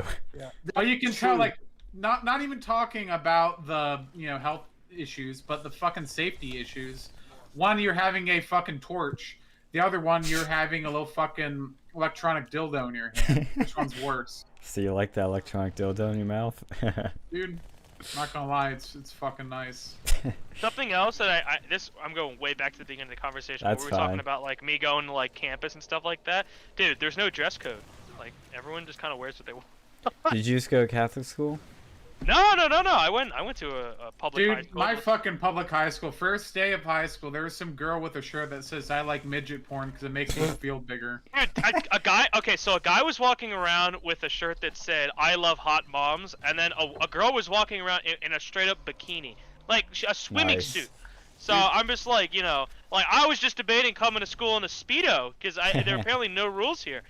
Yeah, you could do it. I've seen people in worse, especially those girls, the fucking The sorority thoughts. girls. Yeah. Yeah, man, they'll go on and like, they're built for winter weather or something. Cause I see them going out in winter with like fishnets and short shorts. Like, I'll give them that. I'm a big guy myself, but I couldn't even fucking do that.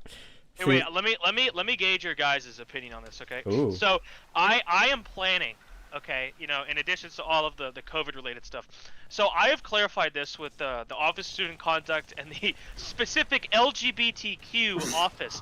And What? Penn State has a gender neutral bathroom policy, which means Yes, that that's you true. can use I yeah, saw so that. so what I was thinking of doing, okay, Oh, you're gonna go is to the start- girls' room, aren't you? Yeah, straight the fuck up, man. So I'm gonna get a bunch of people, I'm gonna tell them starting this day, I want every dude to use the girls' bathrooms. I want every dude that goes to the gym to change in the women's locker rooms.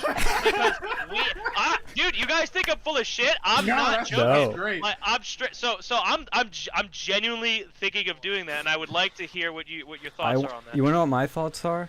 Date and That's time, funny. tell me, I'll be there. Dope. That's dope. Because I Ken. mean, the thing is that it's obviously absurd, but people aren't gonna do anything about it until they're Yes. like, wait, what the fuck? This Yes. is like crazy, right? They're like, yeah, we support trans rights, and then the second, I walk in, with my big fat cock out on the table, that's when people are gonna change their minds and be like, wait a second, this is actually low key kind of weird. It's like, so it's just total garbage. I knew I liked you. The minute I saw those Yeah, pictures yeah, that side. Oh, Like, let's you go. need to come on again, man. This has been great. This is awesome. How long has this been going? We've been on. Have we been live for 2.5 hours? Yeah, Oh, that's that's- nothing. Yeah, we've had like 12 hours. That's crazy. Not I 12 know. hours. We've done it for a while. We've done 4-hour streams before, dude. Wait, 1.5. I'm bad at math. My bad. Well, that's what we tried to push to because on the radio, we should tell you about the radio, and you can check out on the channel. But we used to do Yeah, a dude, 2-hour show on the radio. Wait. Real quick, if you're a Penn State student, you should join the radio club or whatever they call it. Because we need to get access to that shit again. Wait. What is that? What is So when you're the hub, you know where the well, it used to be the a Barnes and Robinson Noble. Hub? The Robinson Hub? Yes. Okay. Yeah. If you go in there, you know where the High School Musical steps are, the big ass wooden steps. Yeah. Right across from that and to the right, near the exit, is a radio station called The Lion. I used to be there for like 3 years, and we used to do this show on the radio, but without what we do on YouTube. It's sort of YouTube shit. But we had Sargon on there, we had Hunter Avalon, we had Milo come on, we had Styx Hexenhammer, we had Jack Posobiec, Mike Cernovich, we had a bunch of people we got on. You and me. And I, Sam, yes, and Sam. That was when we first had you on. Was on the radio. It was a lot of fun. Wait, how many people does the radio reach? They never told us because for whatever What? reason. Yeah. What? Well, it's hard to People get love really to tell get on. that, too. People love to get on that show though. Oh yeah, because we it's get like a- callers. yeah. Yeah, we get callers every now and then, and we'd have debates that, with them. that sounds like a scam, yo. How the hell do you not know how many people are listening? Well, it's a radio. How are you going to gauge us? It's not like YouTube where it says this person clicked on There's it. no way to know how many people are actively listening to you. I'm sure the higher ups know, but they Yeah, they do have a way of knowing. They just don't say for some reason. What station does it broadcast on? Like, can I play that in my car? Live. Yes. Yeah. Yeah, right where What's you the are, sta- you can get it. It's a line 90.7 FM. It's probably music right now. 90.7. Yeah, 90.7. There's talk shows, Okay. there's music. I would do an hour of music and then 2 hours of radio. It was awesome. We had so much fun. But the only thing you can't do on there is curse. Well, yeah, because it's FCC regulated, right? Yeah. But you could do everything else. You could say stuff about the coronavirus that you couldn't get away with. You know, Welcome to the Libertarian Hour with Avi! Penn State Yeah, there's no way they're letting me on that, but They will. Dude, they yeah, let me as long on. as you don't go call it the Unless China you're on. virus, you're okay. the China virus. Yeah, we had a A person. person that we knew who got banned from Penn. Well, I think there's other reasons too, because she was a Crazy. little bit out there. Yeah, like legitimate schizophrenia, I think. Wait, you got terminated from the university? Well, she wasn't paid. She just came on the radio like once, and she was told that she could not like come there again because she called the coronavirus the Chinese virus. But it is the Chinese virus. I know. They said it was like hate speech or something. I don't know. But wait a second. It's a public campus. There's no such thing as a hate speech rule. Oh, they have it. They have It's free not speech legal. zones too. Not at Penn State. No, they're not fucking free speech Yep, zones here. they call them areas of expressive activity. I've never seen these zones. Where the hell are these zones? They exist, but I don't think they're really that much enforced anymore. I was gonna say, No. totally unconstitutional. Yeah, I mean, Penn State, I'll tell you this. This is, as somebody who's pretty right-wing, I will tell you they aren't that bad. Like, the professors and the people can be your typical kooky leftist, but the actual administration, they will condemn stuff. They will do the diversity bullshit talks and blah, blah, They blah. won't silence you. They're usually They'll pretty try. good. The professors, they could. I've had ones that took points off an assignment because I criticized the Women's March because I basically just said it was bad optics. I wasn't even saying anything more than that. So you'll get that, but as long as you can back yourself up and defend yourself, Wait, professors you'll be can't fine. take points off for an opinion. They shouldn't be able to, but they do. shouldn't, but they do, and that's why Did you complain? Did you complain? I don't remember actually if I did. I would have complained. I would have been like, "Fuck that! You can't take points off for that." They Well, shouldn't. You know, it's if They- you're in school at that time, it's difficult. If you're paying, Well, you just need to be smart about things. It's like if you go up, and I know this is obvious, but like if you go up to the front of the room and for like a class assignment, you start saying the N-word, like obviously that's not gonna fly well. But if you go up to the front of the room, and you say like, yeah, I think Trump's the greatest president ever, and here's why. You could actually be fine for the most part, because as long as you back it up and you don't sound crazy, you can get away with things, and they have less of ways to screw you. Like, but even for speaking events, we did a pretty controversial one, got a lot of heat, and I'm gonna be doing another one soon. And there's not a lot they can do to stop it. And as long as you cross your T's, dot your I's, and you don't do anything stupid, you're gonna be basically fine. Got you. Yeah, so that's just my advice. Like with the radio too, you will be fine, but if they find one thing to get you on that technically breaks the rules, they will get you for it, sort of thing. The other thing is just in college in general, because even here in Florida, like if you like criticize global warming or something like I did freshman year, the professors will come down on you and like, you know, dock points and whatnot, which is fucking retarded, but it is what it is. Yeah. It is what it is. I so. wouldn't stand for that shit. That's ridiculous. Luckily, I'm a business major, so all of the professors except Richards is not woke. They just teach their subject material and don't convey political ideology. here's one word of advice too: be very careful what you put on GroupMe or any sort of chat apps over there. Yes. Why? That shit, they will save it. It bites someone in the ass every semester since I've left. Well, because Whether basically, it be a frat or a club. Basically the problem becomes you don't know everybody in the GroupMe, and especially political ones. Left-wing people will infiltrate it and then leak it and try to make people look bad. Just honestly, the easiest thing you can do is be careful what you say and change your name in the GroupMe.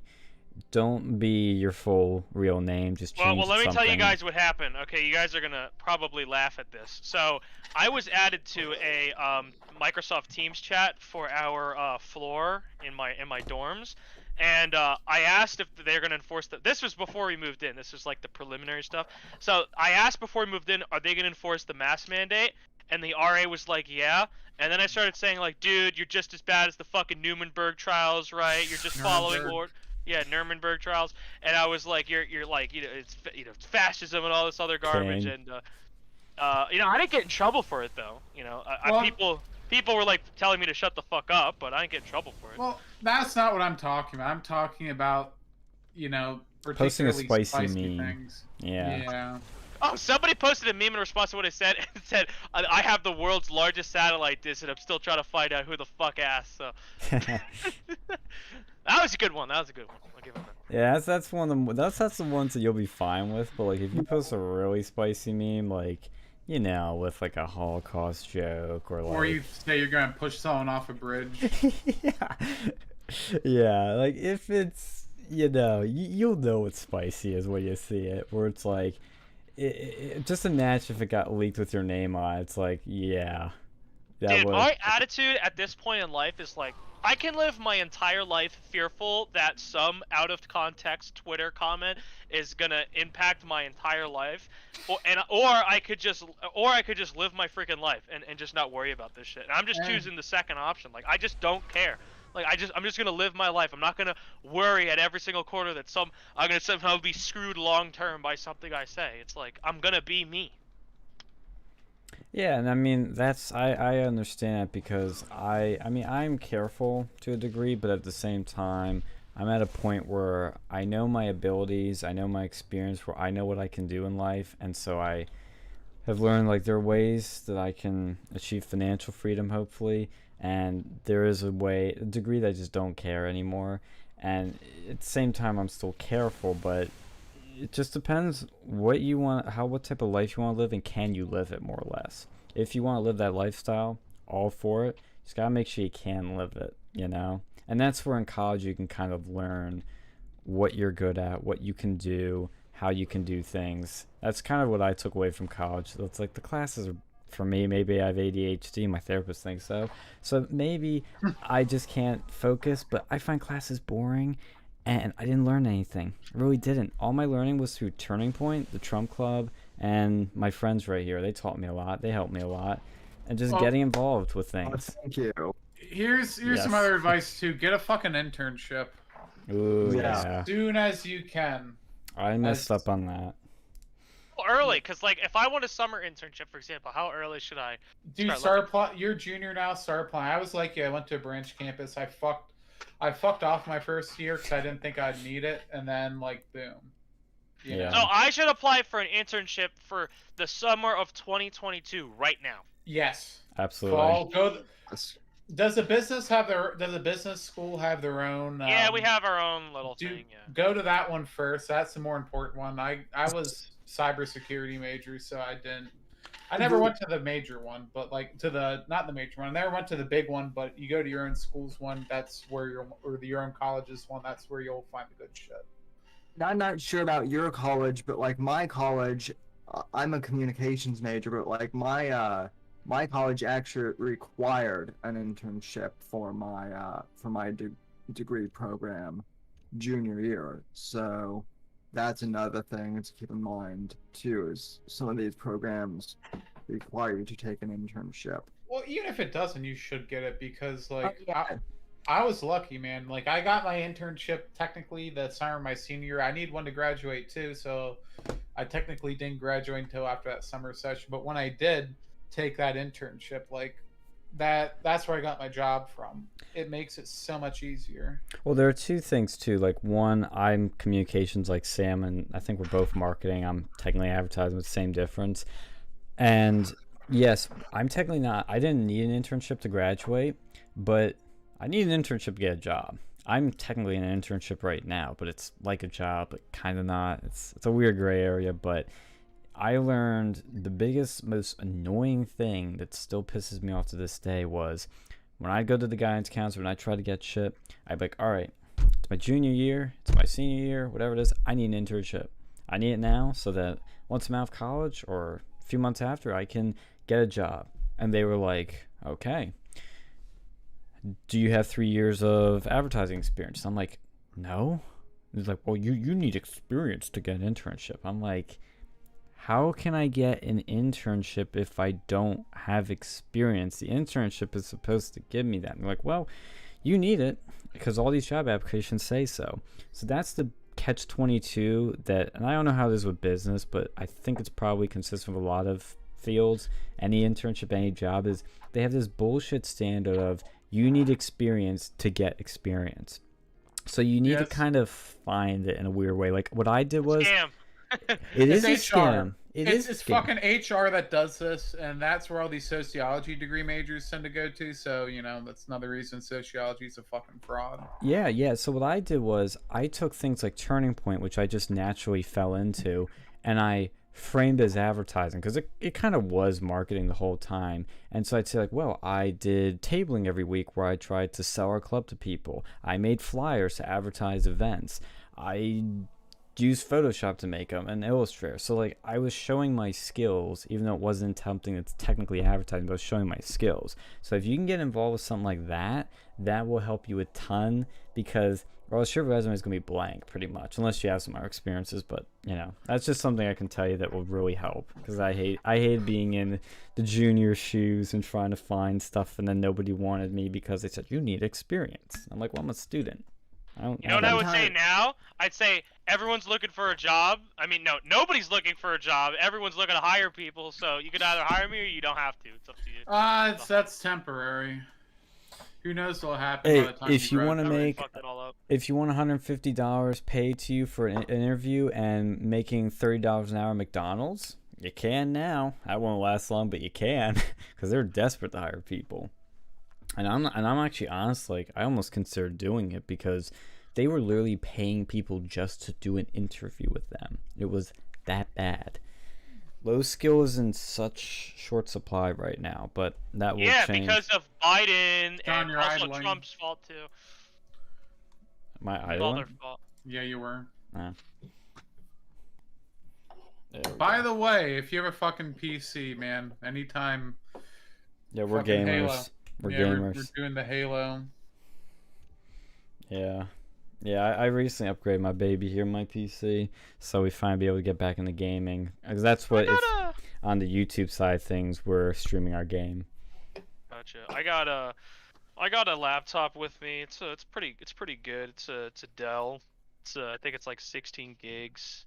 It's got some good stuff on it. So Nice. I don't know. I mainly play Gary's mod. Oh, there you go. That's an oldie but I goodie. like RDMing on Dark RP servers. Have you played RuneScape? No. Oh, that's what Alex loves. That's his autism Dude, simulator. No, that's not even the worst one. It's that Gear City game. It's literally fucking spreadsheets. Yes. Yeah, Yeah. we're even playing Halo on here. If you ever want to, I don't know if your computer can probably handle it. This is a fucking like 20-year-old game or something at this point, right? Yeah, but this is a Master Chief Collection, so it has like all the updated, the remastered maps that are a little bit. Oh, more... they're still not. They shouldn't be that bad. Yeah. I mean, yeah, that's a laptop, so who knows? Oh, Jeff wants me to send you your Twitter, sir. Go for And he'll it. unblock you. Go for it.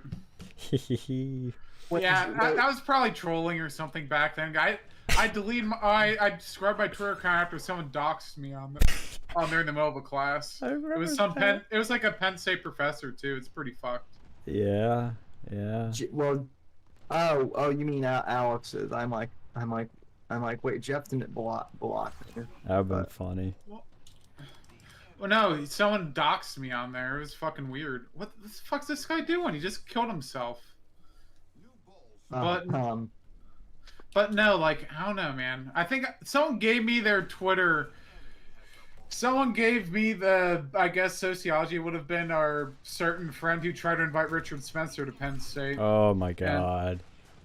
Yeah, he gave me I think, sociology's Twitter profile, and they told me to go and fuck with it, so I did. So, yeah, it was probably deserved. Well, sorry, I was typing some. What was the context you think of why you got blocked? Because a certain person who invited Richard Spencer to Penn State gave me the Twitter handle to text it to go into class. I was posting yeah. spicy memes, probably. Nice. Yeah, So, you want to talk about Afghanistan, Sam? Is that what Yeah, I'm let's hinting? talk about fucking Afghanistan. Yeah, let's talk about that Yeah, catastrophe.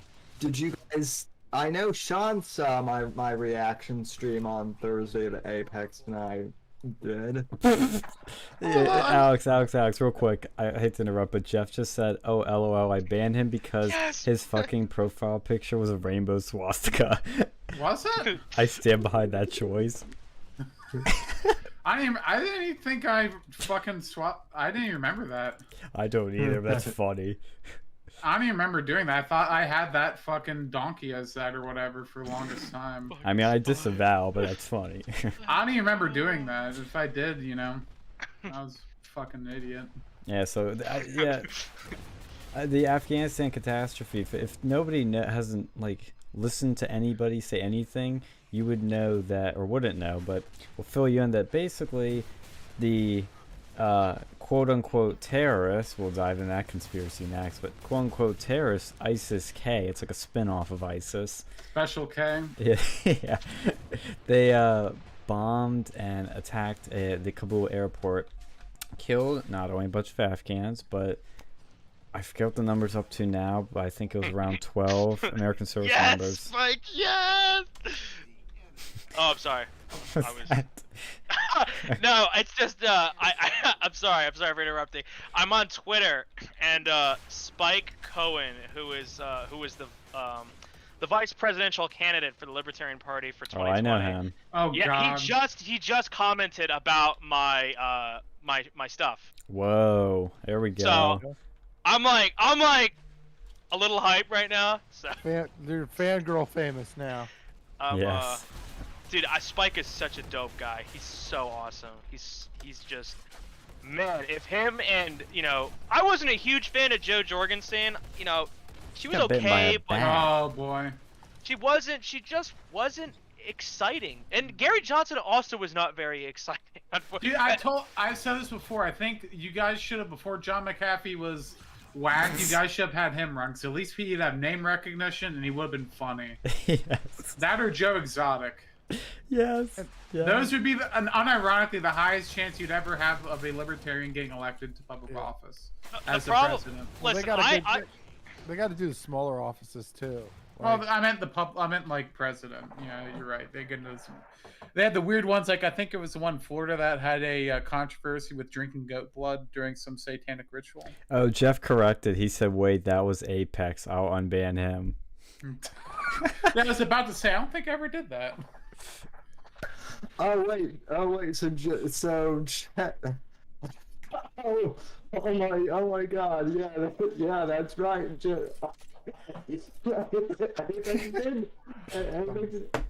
did do the Nazi swastika for the entire month of June. So. Oh, it's just Gay Pride Month. It's probably one of those like trolling things. It's a troll. Yeah, it's a troll. I was about to say, like, I mean, I didn't deny it. I said, well, it could have been me. But, It could have been. The FBI could have staged a false flag in Afghanistan, or the CIA, I mean. But Jeff needs to meet Apex one of these days. I feel like. well, Apex dude, could. I fucking miss Apex, man. I want to talk to him again. He's awesome. He could confirm or deny the theory that God is a woman in LSD, DMT land. Dude, he reminds me so much of a certain person I used to know. Me too. Me too. But Afghanistan, though, I know Phil's gonna have a lot to say. Let's start running down people. Who wants to go first on what you think of Afghanistan? I'll take a stab at it. Go for it. So my view on Afghanistan is right. So people keep trying to like pit blame against Trump and Biden. It's really all Bush's fault, and Bush is just kind of just laying low, just hoping that nobody points the finger at him. But look, he's what got us there in the first place. That was a bad decision. Now let's talk about the withdrawal. Okay, no, I don't believe anybody aside from like your warmongers are criticizing Biden for pulling out. That's the right decision in my opinion. Get the fuck out of Afghanistan. The problem is with how he did it, right? Yep. He made this huge announcement and was like, okay, on this date, on this time, we're going to fight against the Taliban and we're going to get people out of the, like he's given like the Taliban a heads up, right? If it was me in charge, if I was commander in chief, what I would do is I would send out an alert, whatever alert system we have, to everybody that's eligible for evacuation, and on the top it would say, shut the fuck up, don't tell anybody, and it's like, here's the plan, on this date, on this time, be at this location, and if, essentially I would just tell the commander of the Air Force, we're going to flood this airport with C-17s, and we're going to flood them with Marines to secure the perimeter of the airport so people just can't start like coming on, and I would say, maybe in 12, 24 hours, get everyone who needs to get out the fuck out. That's all I'm going to say. Well, I think, yeah, no, like, his whole reaction to that, he's not even talking. Like, his personal reaction, he's, like, just not answering questions. It's even worse almost than his actual actions, his lack of actions. Well, did you see when he tried to answer press questions at the press conference? Oh, and that's what I was gonna bring up. The thing that Apex and I were both sitting there looking at was the fact that like that Biden was like, and now I've been instructed to call on, and I'm like, It was so And I'm like- bad. Yeah, is he gonna call fucking Life Alert? He might need it. he should have, because man, that speech was bad. But yeah, here you have the fucking president of the United States. He can't even string a fucking sentence together these days. All jokes aside, with like politics and whatnot, I legitimately don't know how he's even fit to run the country. Yeah, they said that Trump wasn't fit to run. It's like, dude, have you ever seen this motherfucker over here? Yeah. This Biden guy, like he's fucking everything that they said about Trump. It's like even worse with Biden. Well, you know what this does, though? Like, and I'll dive into more of this later of what happened with Afghanistan, but everything that Biden does makes Trump look so much better.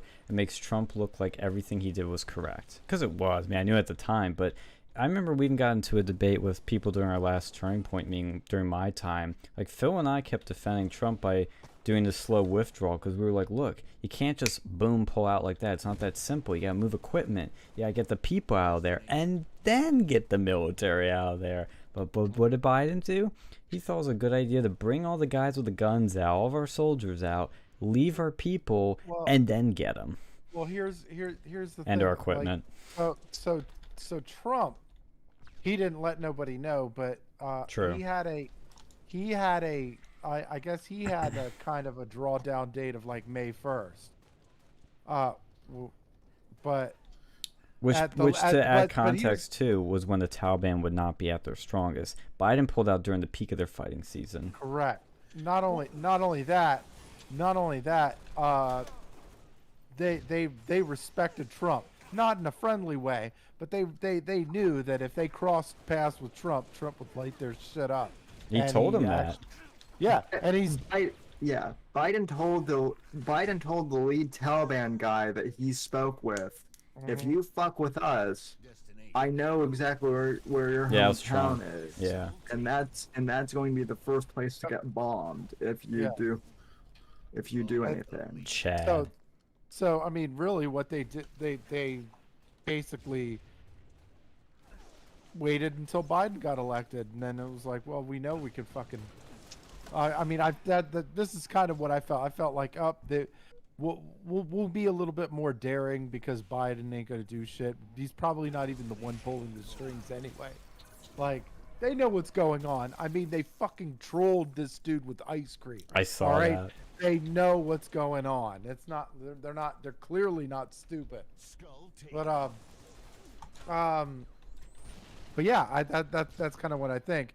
It's like, so you spent so the Biden administration took longer to pull out and did a way more fuck up of a job. Like, it was just bad.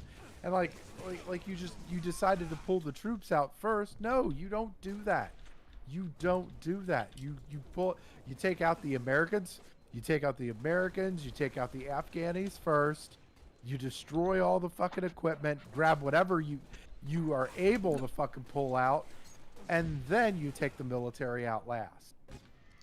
That's with boomers, man. They don't have a fucking pullout game.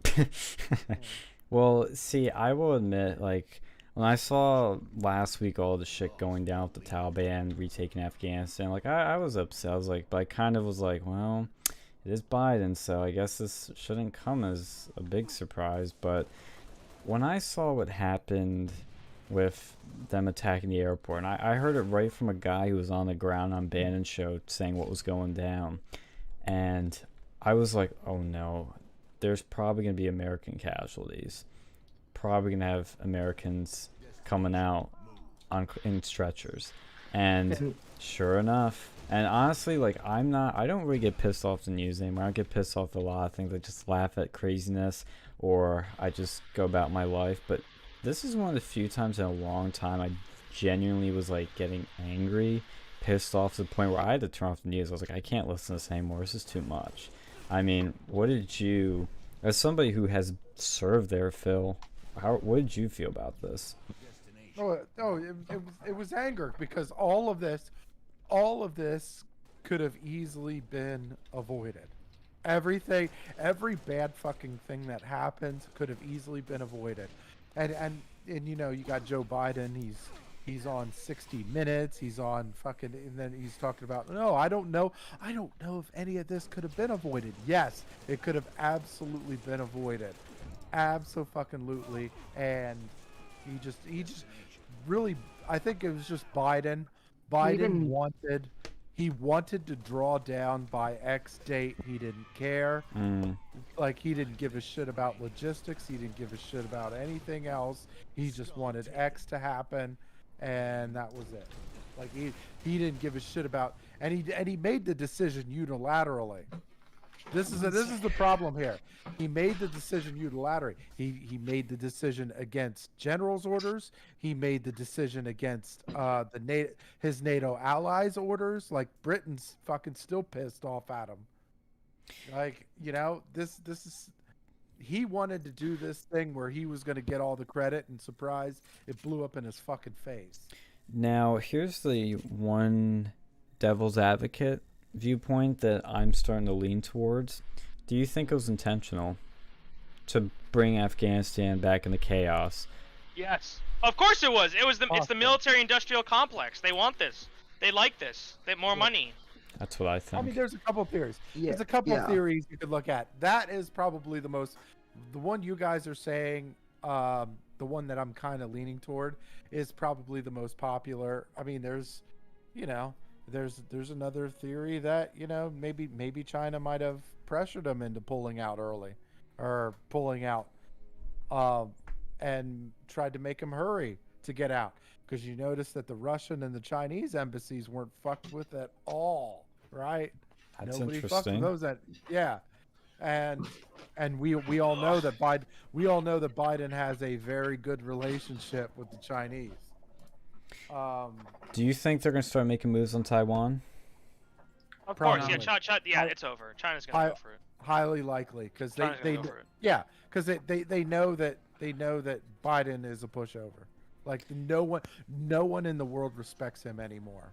He's just so weak. He comes fell off so asleep weak. with the fucking Israeli prime minister today. Wait, what? Yeah. Yo, he fell asleep talking to him. I didn't see haven't that. seen that? Holy Yo, he shit. fell asleep. Fell asleep. Sitting in his chair, lumped over, nap time. Yeah. I wish Netanyahu was there as prime minister, because he would have like bumped him and be like, hey, wake the fuck up.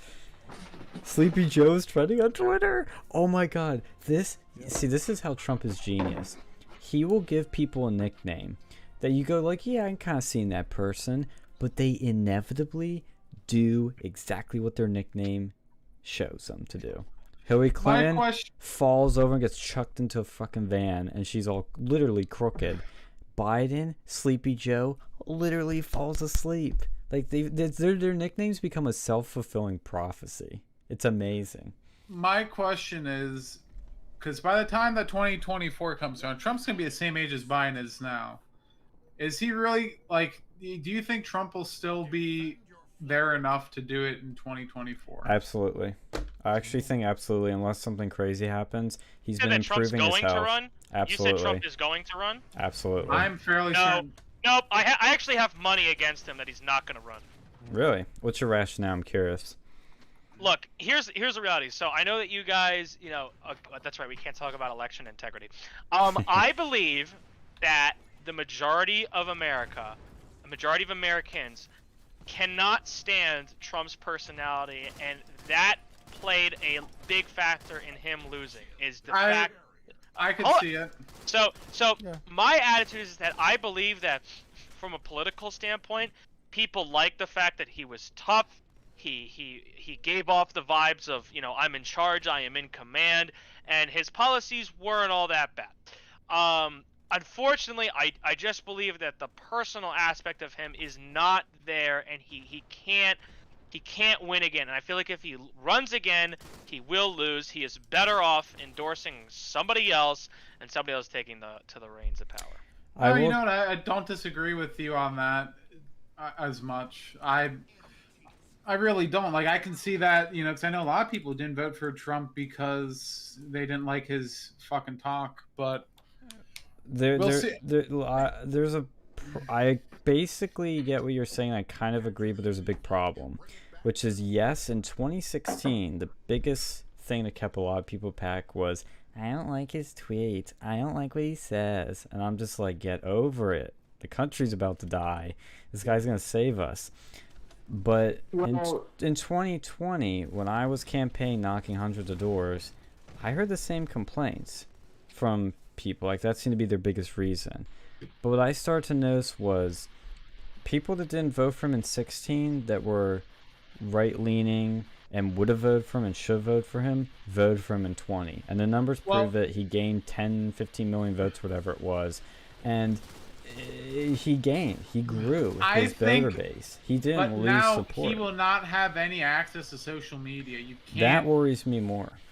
And He's that's working not gonna on an change, alternative, but I don't know how it's going to fare. Yeah.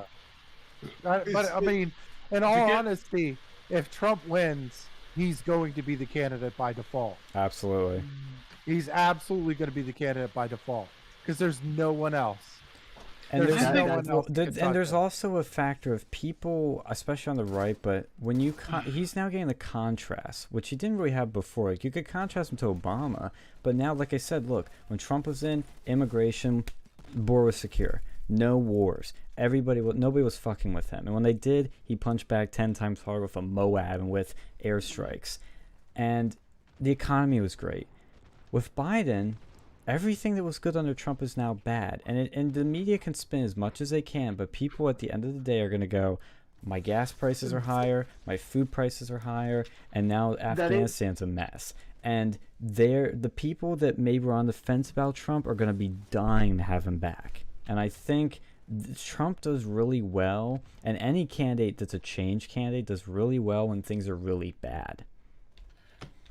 Yeah, but on the other hand, too, I think that there's a lot of the older boomer base who would have voted for Trump. I don't think they're, between the coronavirus, I think no, they're probably strong killed with off him. a lot of people. No. I think that killed off a lot of people. Oh, killed off. There is something I kind of want to interject here real quick. I think, like, in terms of, and by the way, Fat Kick Boy, thanks for the $5 super chat. I think there are a couple things at play here. I don't think that Trump is going to be running in 2024 either, just because of like he'll be 78 years old, and just physically I don't know if he'll be up for it. That's what we have to take into account. But I think one of the things that one of the big motivators in 2016 was that Trump was running against Hillary Clinton, who is literally, as I call her, the she saying, right? So, like, even people who like weren't like particularly fond of Trump in the beginning, like me, were like, well, I'm gonna vote for him because I just hate that bitch so much. And then like I ended up loving Trump the more in the campaign I got into it. But now we need someone like DeSantis, and I'm not saying DeSantis is going to be the guy, but we need someone who has Trump's fierceness and no bullshit attitude without Trump's shoot yourself in the foot on Twitter But type see, mentality. the problem is that's the thing that the base loves about Trump, is that he doesn't give a shit. And that's the thing that I said on Twitter once, is that everybody, and look, I like DeSantis. I'm a little iffy. I'm a little suspect on some things, but I generally like him. But the problem I keep seeing is the neocons like DeSantis, and they all say he's Trump without the bad stuff. And I say, Trump without the bad stuff is not Trump. And that goes back to what I said earlier about like rock stars, celebrities, or messy, complicated people, and you can't get this perfect person without some messiness. And there is no DeSantis without Trump. Yeah. There is no. But in any case, well, okay, so and we could dig into this a little bit too. If Trump, like say, if Trump decides that he's going to run again, he will have questions that will need to be answered, like there before he runs again. One of them being, and a couple of my friends that voted for it. The one thing that does irk him is, well, Tax returns. he hired a lot of the swamp, right? That Yeah, was a problem. That was a drain problem. the swamp thing kind of pissed me Yeah, off. He that should have done a better backfired job on him. with Like, that. yeah, The problem He he got, had like- was he didn't know who to trust and he didn't have much to choose yeah. from. But I think he's learned a bit more from that. Now, if he says that, people could probably get behind him. Like, look, this is the first time on the gig. I'm not really a politician. I've learned who I can and can't trust. Here's what I plan to do. Then that might be a little bit better, more successful. But I'm not sure that he. I'm not confident that he would go in that direction. Well, yeah, who's he gonna select? Who's he have left? You know, that's gonna be his friend. Like, he's got a few people, but he needs to start finding that shit out now. Even his own family turned on him. I know. Remember like, that's Mary my- Trump? Like, it's insane. Well, Melania- I mean, I'm okay with Jared Kushner. Yeah, I agree leaving. with that. well, I mean, they've I'm like, distanced themselves that's from an upgrade. Jared. Yeah, fuck them. I never liked them Yeah. to begin with. Well, But I'm saying, like, with Mary Trump, at least Jared, to different views, but at least he never, like, openly bashed Trump. Mary Trump went out and, like, constantly bashed him and still bashing him to this day. And honestly, I think we can put all this aside. And I think the two things that matter most that would hurt Trump is social media, censorship, and election integrity. Those are the two things that are really stopping a victory. Now, what's not even that. He doesn't have any friends left. He has friends, but How many of them are trustworthy? But he ran with everybody against him and won in 16. I you know, know. and then we're gonna repeat where he can't get any decent like MAGA people in. Well, that's But- where we need to do stuff. We got people like Matt Gaetz and we got people like Marjorie Taylor Greene, but we need more people like that. I think that's a generational process. It's not going to happen overnight, but the midterms might help us get, like, we're getting rid of Liz Cheney. We're getting rid of McConnell eventually. Getting rid of some low-hanging fruit.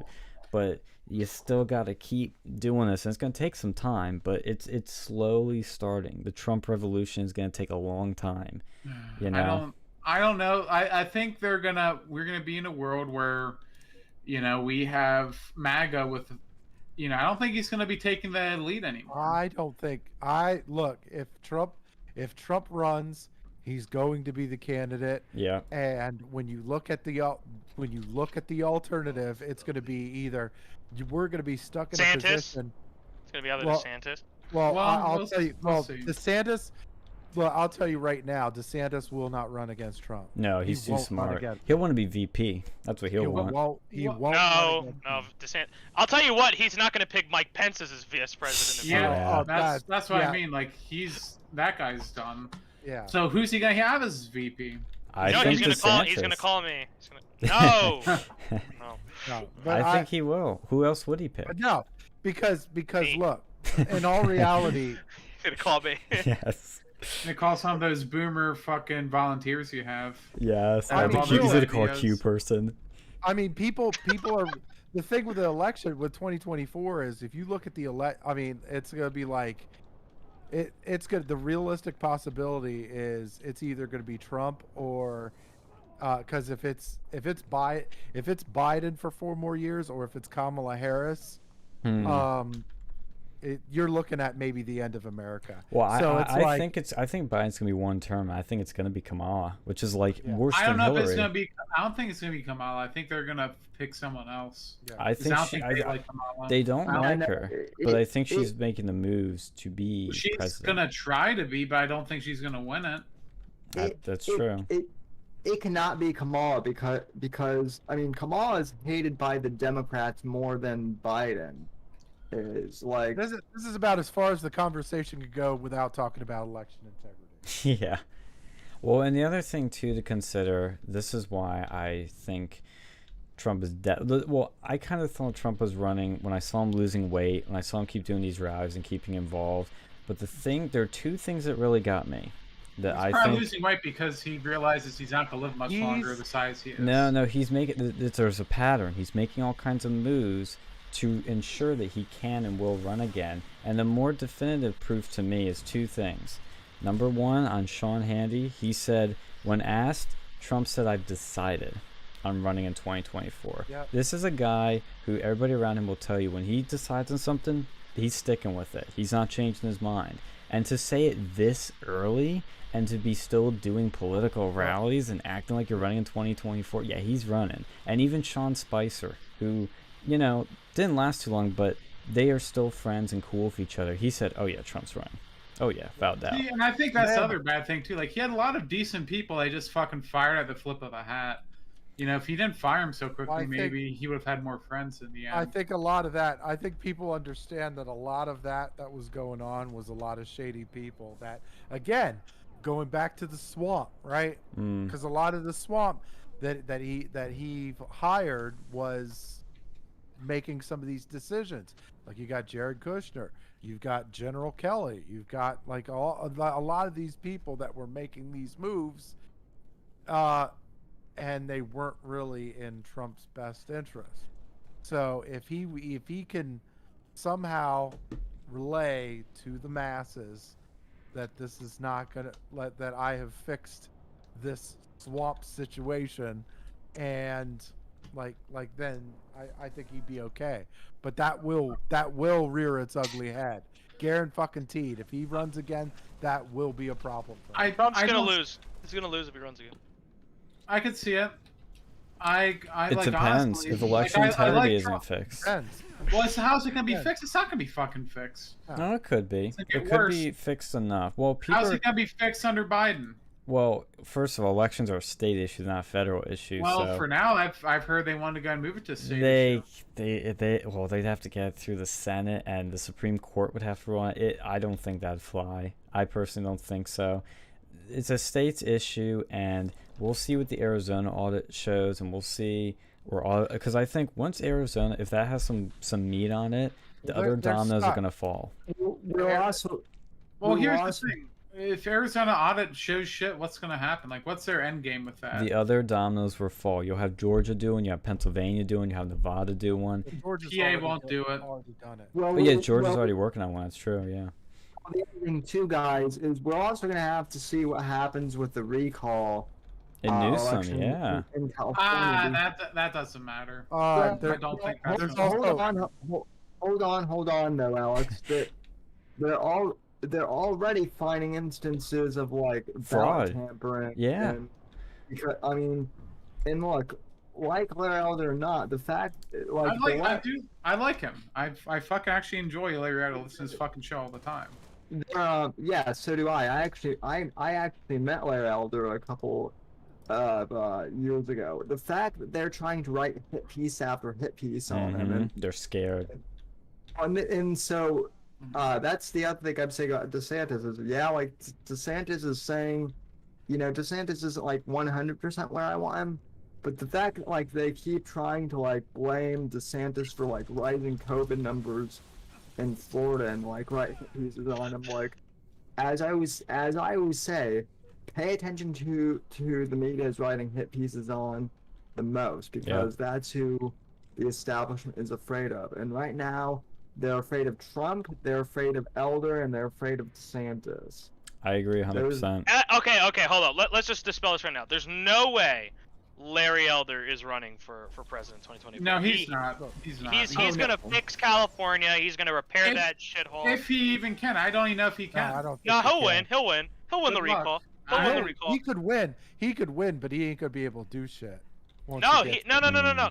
Listen, just because the legislature isn't on his side, look, his platform is. I mean, he's running as a Republican, but he's really a libertarian. So he's just gonna say we're gonna stop enforcing all of these bullshit laws and things will just get better, It's right? not Because he gonna has that happen in problem. California. That's not gonna happen. Like, he's Yeah, gonna no. basically be fucking veto. Like, they're gonna override all Yeah. his vetoes. He's just gonna be a figurehead to piss people off. And the problem is, yeah, because California is a super majority Democrat. So literally anything he tries to push or recommend or whatever is not going to You know what? I think you're wrong, and let me tell you why I think you're wrong. if the margin of victory, for Larry Elder is large enough, I believe that some of these state reps are going to take a real close look at the districts they serve in and say, holy fuck, my district voted for Larry Elder, my ass is on the line. So if I keep up with this progressive, liberal, democratic bullshit, Democrat bullshit, I'm going to lose my seat, you know? So I feel like that they're not going to be as close-minded as you're making them out to be, because if they're... No, I think all the Really?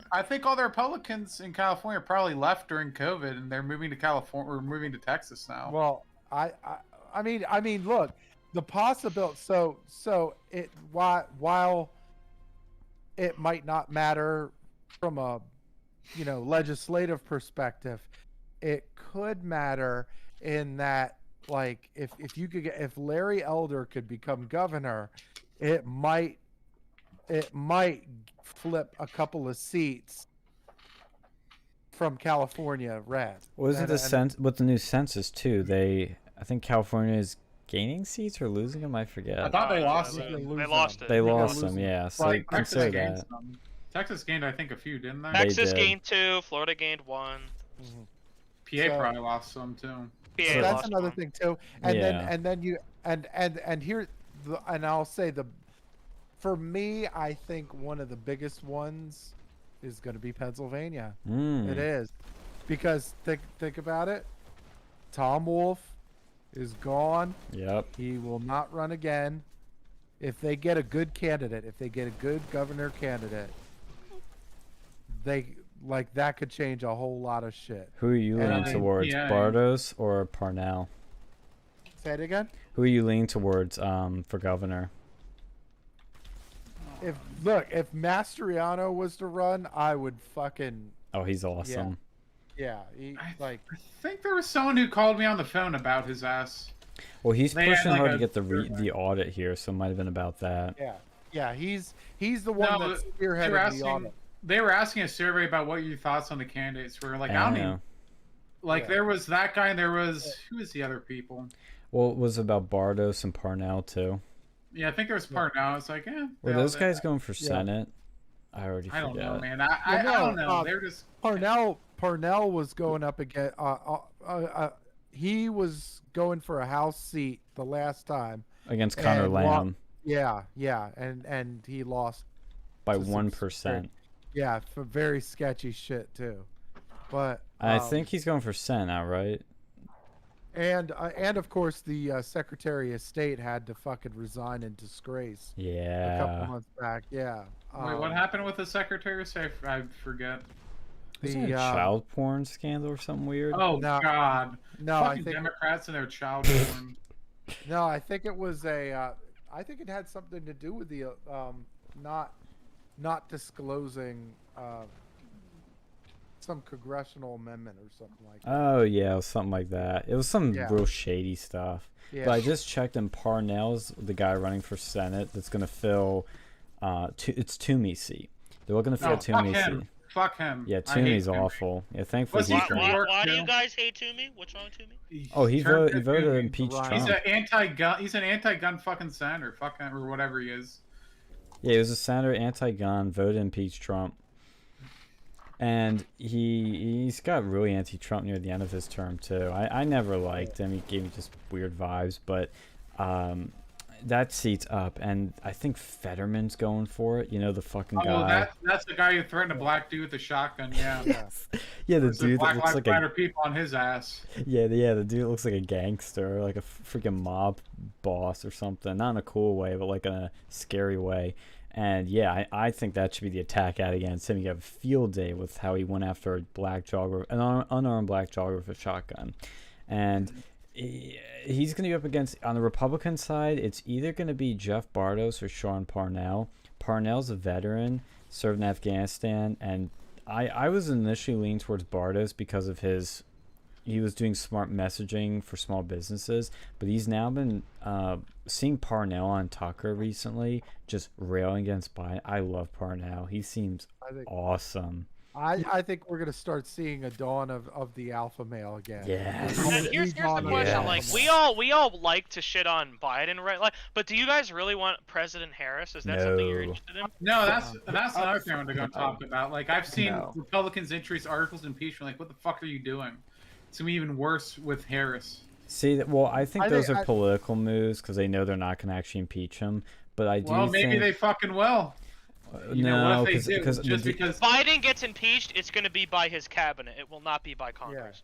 yeah, Well, I no, agree like with maybe the that. Democrats see this as a way to get fucking Kamala in there. Well, I've heard from people supposedly have sources that like Posobiec that the DNC hates Kamala, but she has worked her way into a lot of positions, you know, She by has sleeping with fucked people. her way to the top. Yep, it's true. Yep. And so she Yep, has she's- leverage. She's that bitch that shouldn't be in the position that Those she beef is. curtains have seen a hell of a. Yes. I can't even say that with a straight That's face. female privilege. Give me You some gotta go and beef suck someone's curtains. cock. Ugh. I love that phrase. That is such a fun phrase to say. Beef curtain. I'm gonna steal that from you. That's a good one. I mean, I call it roast beef, but yeah. Oh my god.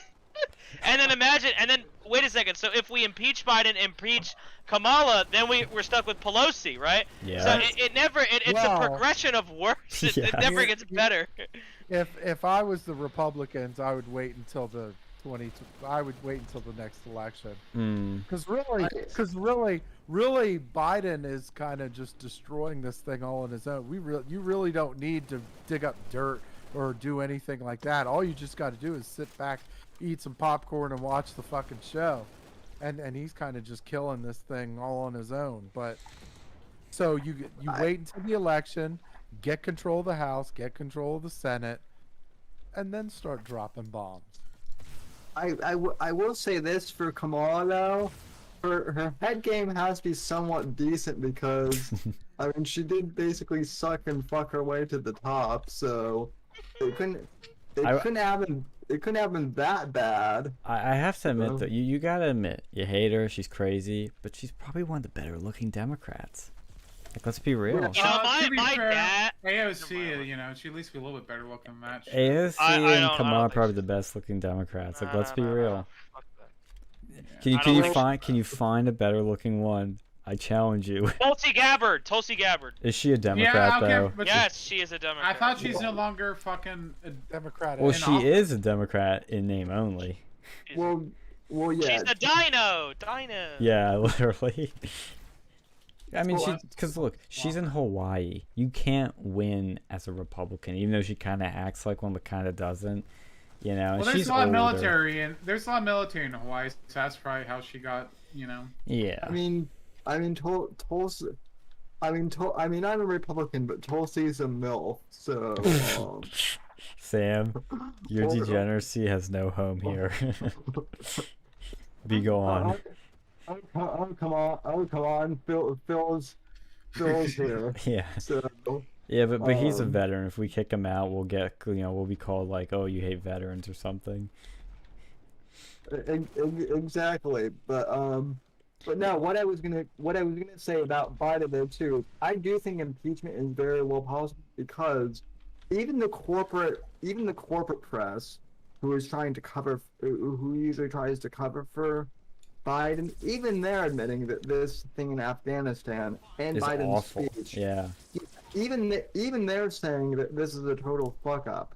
Yeah. And when that happens, I'm always like, oh boy, if CNN and MSNBC are, saying that this is fucked up, then it's, I mean, like, How else do you say it? You know, what else can they really say? Like, I think the DNC is preparing. This is why Biden's gonna be a one term. He's gonna be a fucking Jimmy Carter of 2020. He's worse than Carter, I think. oh, okay, hold on though, because remember when the Arab Spring happened, and Fast and Furious happened, like. But Democrats covered it up. This one, they're letting it happen. Yeah, Like, you can't cover this up. There's the only way they can spin They blame this Bush. is blame Trump. That's the only way they can spin this. They blame Bush on Fast and Furious because they had Operation Wide Receiver. You know, they were able to go and blame it on the fucking other guy. When I But hear with that, I this- think of Sandusky jokes. Well, that, Oh, Penn State tradition.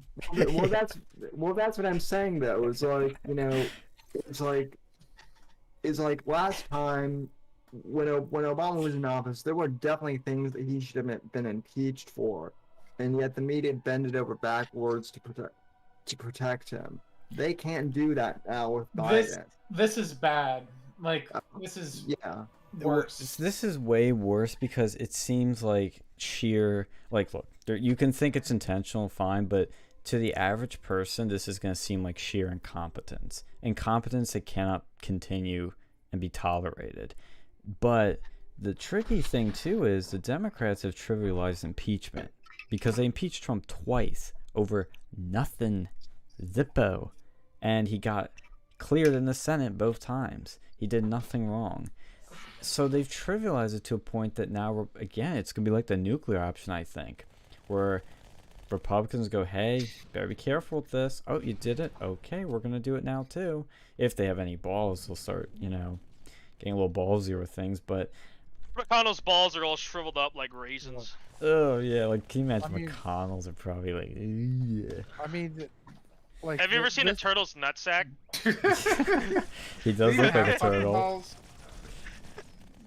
I'm not going to Google that, but I really want to Google what it looks like right now. I'll probably put it I on don't the think list. they ha- nutsack. I don't think they even have that sex. They're not mammals, right? I don't know. Fucking lizards, they do some weird shit. Lizard people. That's what they all fucking are. Yes. You were saying something, Yeah. Phil? Yeah, I mean, this is.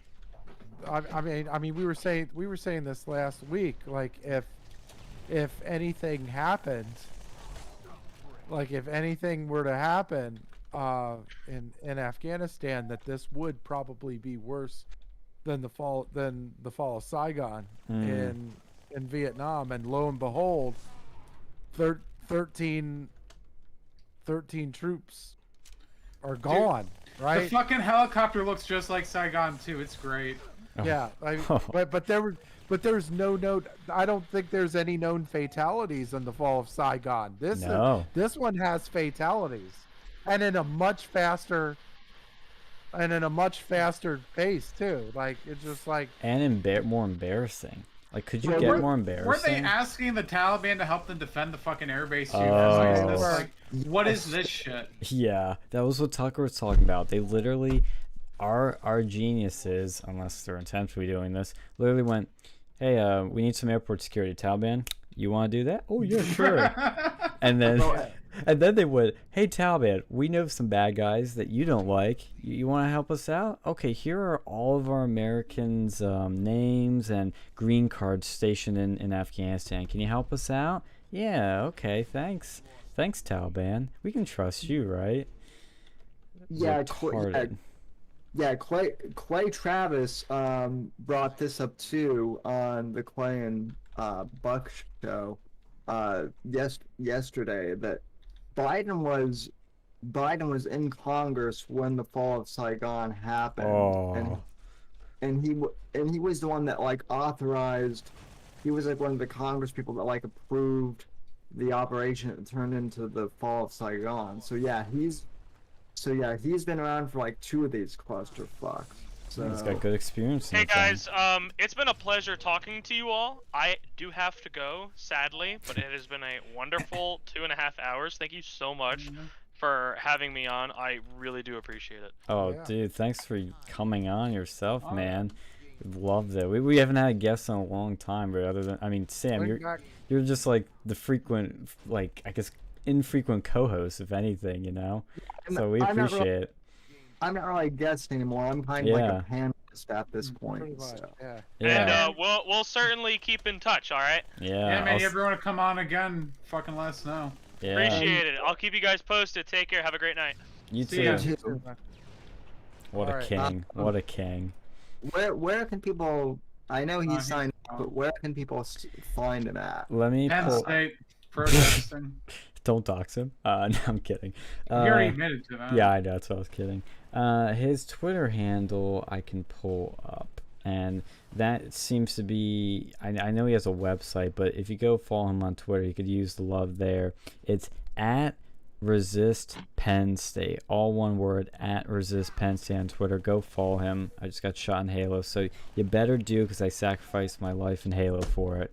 At Resist Penn State on Twitter. Give him a follow. He's a true king.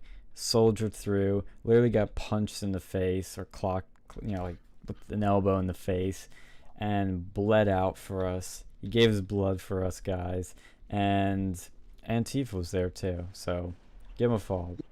Yeah, and that's one of the reasons, folks, why I decided to simulcast tonight, was because some of you guys did bring up the Penn State thing to me yesterday, so I figured that doing a simulcast on this would just be, interesting to do. So Yeah, man. But When it fucking comes, it comes. You got fucking Jeff in here too, right? Yeah, that was awesome. Yeah. yeah, You finally got him on. That was great, and we'll be sure to get Jeff back, because what I really want is the Jeff versus Phil Smackdown. showdown. Yeah, I also want the Jeff versus Apex showdown too. Even though Apex doesn't know Jeff, I just want Apex to mess with Jeff a little bit. Yeah. I think. Yeah. I mean, I'm up for whatever. You know me. Yeah. I don't give a shit. It was good getting him in the room to talk to us, because I mean, I will say, I obviously am going to disagree with him on a lot of things, but he's at least open-minded. Yeah, at least he's at least approachable. Yeah, and you can have an honest, real conversation with him, none of this like filtered BS. Yeah. And real quick, because I know you sound like you want to say something, Phil, but Fat Kickboy in the chat says, yo, rather have Tulsi than Kamala. I mean, you at least have somebody that's 100%. a bit better, but yeah. You want to say something, Phil, too?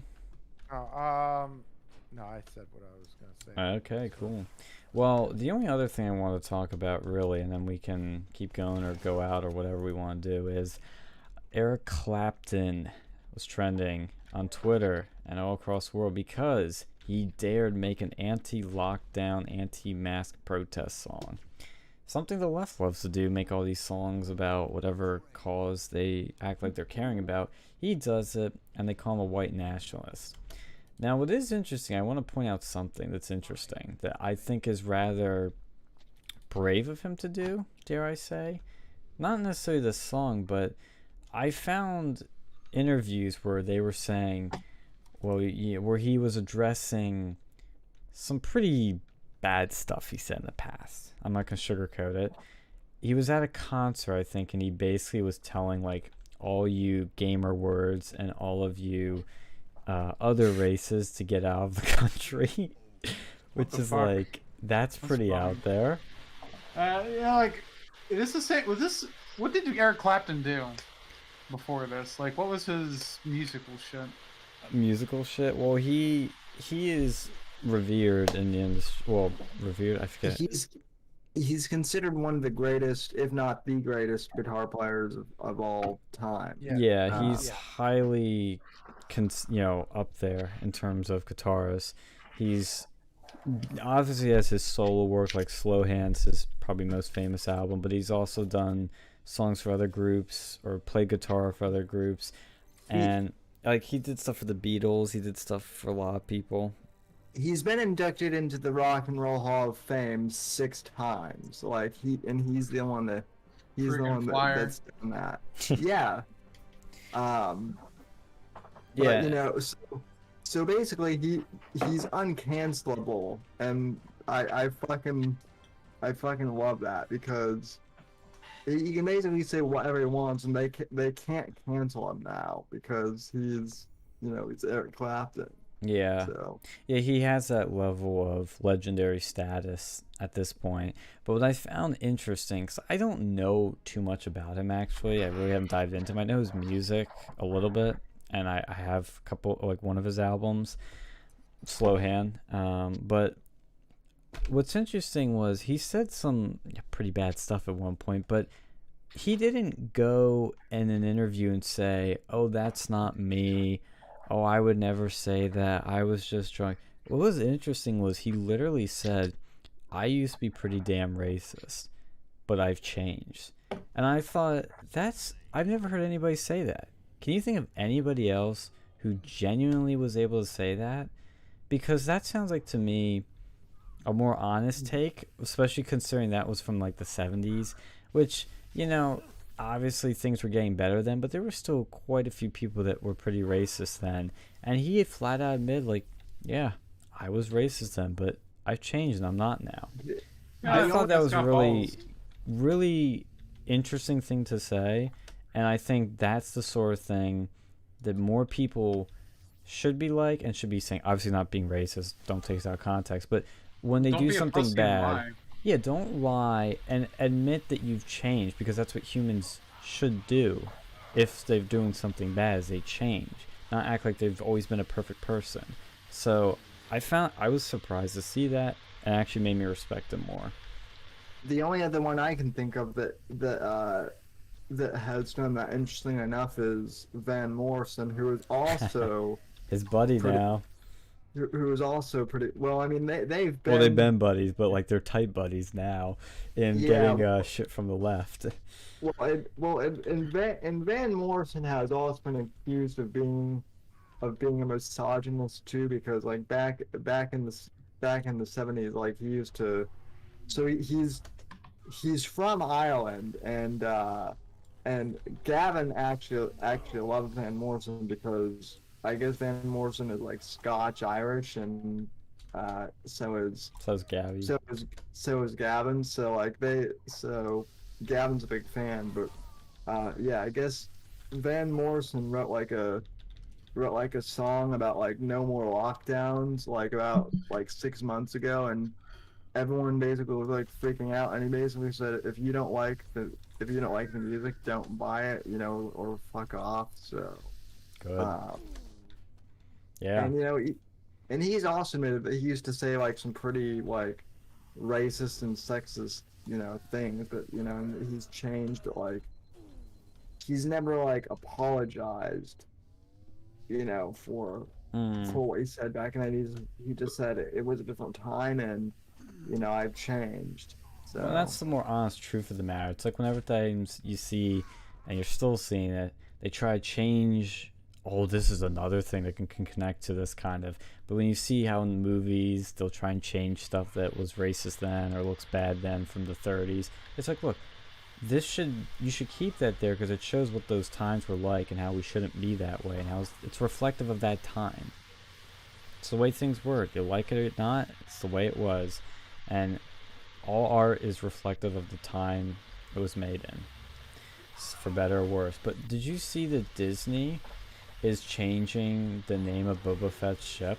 Yes. Yeah. No longer the Slave One. It's gonna be the Spitfire? Firestorm, or whatever it's called. I thought it was a Spitfire. No, that'd be a little too generic, so they went for another generic name. Yeah, so you can't even in Star Wars use the word slave, basically. What do they call what happened to Layla, or Princess Leia? They're calling her the Hutt Slayer now, and that was. Wait, are you not joking? No, I'm not joking. Look it up. The Slut Slayer. Yeah. Leia the Slut Slayer. Well, yeah. Well, that's what it should be called. Well, yeah, Leia the Hutt Slayer. Which, by the way, when Disney tried to come after Slave Leia, even Carrie Fisher like laughed them off. So she was being enslaved. She's fucking enslaved. She's a sex slave at that point. Like, come on. Like, you don't have to say the sex part, but like, she's not there of her own free will, and she's not arrested, so she's a slave. I guess I need to, the other thing too is with slave in Star Wars, it's never used in the context of black people. It's like usually they have Wookiees, but are they gonna just rewrite that whole history too? Because weren't they enslaved? Are they now well, there were like so just- many different alien species in Star Wars that are enslaved. Well, and the point too is it's like they never like portrayed it as like a good thing either. No, This it's is- never portrayed that way.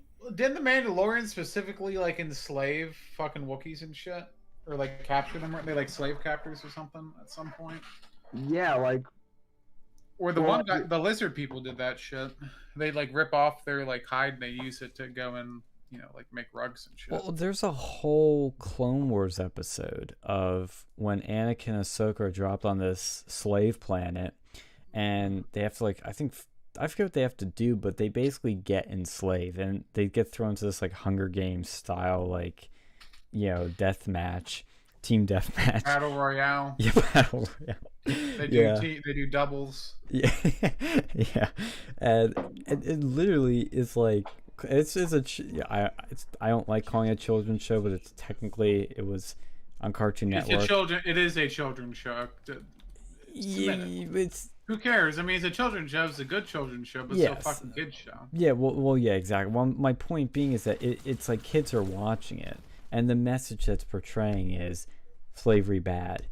It's like it's just I would love to hear Disney's rationale for it, but I think they're trying to make Boba Fett, this is my guess, more marketable because they're making this new Boba Fett show and spin-off show, and they don't want the slave association to, but the joke is Boba Fett is not a good guy. Dude, he's a fucking mercenary, man. He's a wasn't he? bounty hunter. He's a bounty hunter. He's just like, that's his character. He's this rough, mysterious, cutthroat, dangerous, notorious bounty hunter. He's like the most dangerous guy you could cross that isn't a Sith. Well- So it's like he's not supposed to be nice and good. well, Disney. I mean, I'd like to hear Disney's rationale for a whole bunch of shit they've been doing, but that's bizarre. I mean, Disney doesn't care about like the actual fan base of Star Wars, and they haven't for years. No, they hate the So- fans. Like even their writers would shit on the fans. But it's gonna be called, I found the name, Fire Spray. Fire spray sounds like what you do when you're pissing after you get chlamydia. Fire spray sounds like the name of a local hot sauce company. That Sounds like what happens after you eat Taco Bell. Yeah. Yeah, I that know. reminds me of fucking Chinese. The word for diarrhea is hot shit. It's accurate. Yeah. But it's just it's so cocked. I mean, I don't get it. The only thing I can see is that they're trying to market him better. But you have the Mandalorian. Do you really need a Boba Fett spinoff? Of course you do, because money. well, Dude, Well, fuck they- Star Wars, man. Star Wars is gay. Whoa, no, hold up. Yes, no, I'm done with Star Wars after Modern. the modern Star Wars. The older Okay. ones was good, but it's Okay. getting fucked. I can't trust it anymore. All the Well, new shit's worse. Well, see, It's isn't bad. this kind of, except Mandalorian, but isn't this kind of Even screwing with the lore? Mandalorian? Now the Mandalorian, they fucked off like the one good chick in there. yep, Gina Carano. Yep, after they fired Gina Carano, that was when I was done. Which by the way, all she said was that the left shouldn't be treating all of Trump's supporters as Nazis, and then lo and behold, January 6th happened, and she was kind of proven right. So Well, they were looking for a reason to get rid of her, and that was the one they used, and she even admits that. But yeah, what's annoying me is that you could argue episode. Well, actually, yeah, the Last Jedi did fuck with the lore because now Palpatine, spoiler alert, is alive somehow. I forget I saw that movie because of how unmemorable it was. Yeah, I know it's pretty forgettable. But now they're fucking with the lore by changing Boba Fett's ship name. When in Star Wars has a ship's name ever been changed?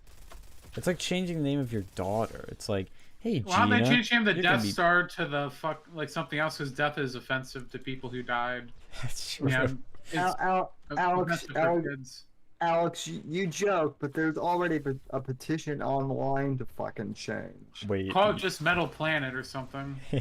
Moon. Oh, God. Don't give them any ideas because Disney Star Wars will fucking they'll do that. So See, that's honestly, that was like the one thing I thought as a kid. Like Slave One, that went over my head. It's no big deal. But I thought Death Star, that sounds kind of dark for something I'm watching as a kid. Ooh, Death Star. But, Yeah, looking back, obviously, it's like, dude, this is nothing. it's- But well, it's fucking supposed to be like the Death Star is menacing. Like Yeah. good. That's the fucking point. It's supposed like you're supposed to be fucking scared of Darth Vader. You're supposed to be. You yeah, know, he's like, the bad yeah. guy. Well, I thought they made him like they tried to go make him like deep or something. Some of the newer shit, like I don't know.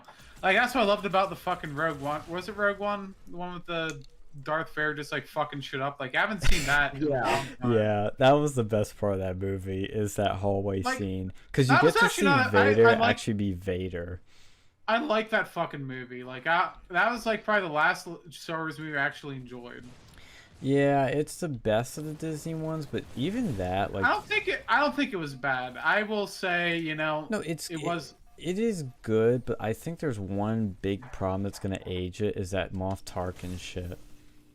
Which I forget about. I mean, Yeah, they CGI'd Peter Cushing's face onto. I don't even know Are if you- they did that. I think there wasn't even like a stand-in. They did that with Luke for the Mandalorian, but with Moff Tarkin, they just did a complete CGI recreation of him, and he's dead, so they literally brought him back to life, was the way he looked like in the 70s. But I remember even in the theaters, and looking back now, it does not hold up well. I mean, does it ruin the movie? Technically, no, but for some people, it's just going to be unnoticeable, and it's what you might remember it for. And I enjoyed the movie, don't get me wrong, and I think it was in many ways well done. If they didn't do that, it would have been a lot better. Yeah. But anyway, well, do we have any other topics to cover tonight, or? Not on my end. Do you guys want to say Man, anything else? I can't think of really anything else. I think we had a pretty good stream. It was It's awesome. like when it comes, it fucking flows, man. We had 2 guests on today. Yeah. Like holy fuck. Yeah, and this was a good stream for both our channels. So. I love it. Yeah. I'm going to check the chat, see if anybody said anything else and address it. But yeah, I had a great time. I loved it. That was one of our better streams in a while, if I do say so myself. I hope that guy comes back on again, man. He was pretty cool to talk to. Mm-hmm. We'll have to get the libertarianness out of him. But other than that, I love him. I didn't mind Jeff because at least we had someone who's fucking like different. I don't mind having different viewpoints. No, I love Gives us it. a little- like I like that. Gives us something to fucking do. It's something to debate about. Yeah. Yeah, like, contrary to popular belief, we hate echo chambers. Yep. Alright, well, thank you guys for tuning in. Like, share, and subscribe to the channel if you want to hear more good shit like this on @VersaMedia on YouTube. Oh, well, it's not but type in VersaMedia and you'll find us. Find us on Twitter @VersaNewsMedia, but we rarely tweet. Just tweet out the show when it's coming up. So like, share, and subscribe to hear more cool shit like this. And then go over to Sam's shit, and I'll let him plug his shit so I don't mess up the handles. Yeah, yes, folks. Thank you for, joining us on the Whitfield Report channel as well.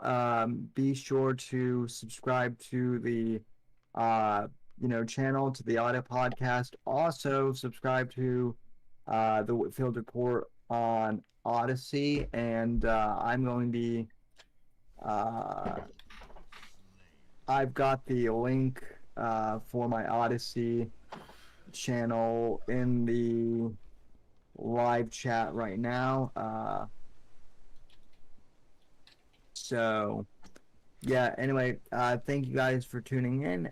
From all of us here at NGC Studios, good night, God bless, God save this great nation, God, freedom, democracy in that order, and thanks to Warfist and Fat Kick Boy for donating tonight, and thanks to the entire chat.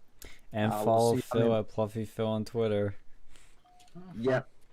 Phil is back, and sub to the Versa Boys. They deserve it. So, God bless Thank you. and good night, everyone.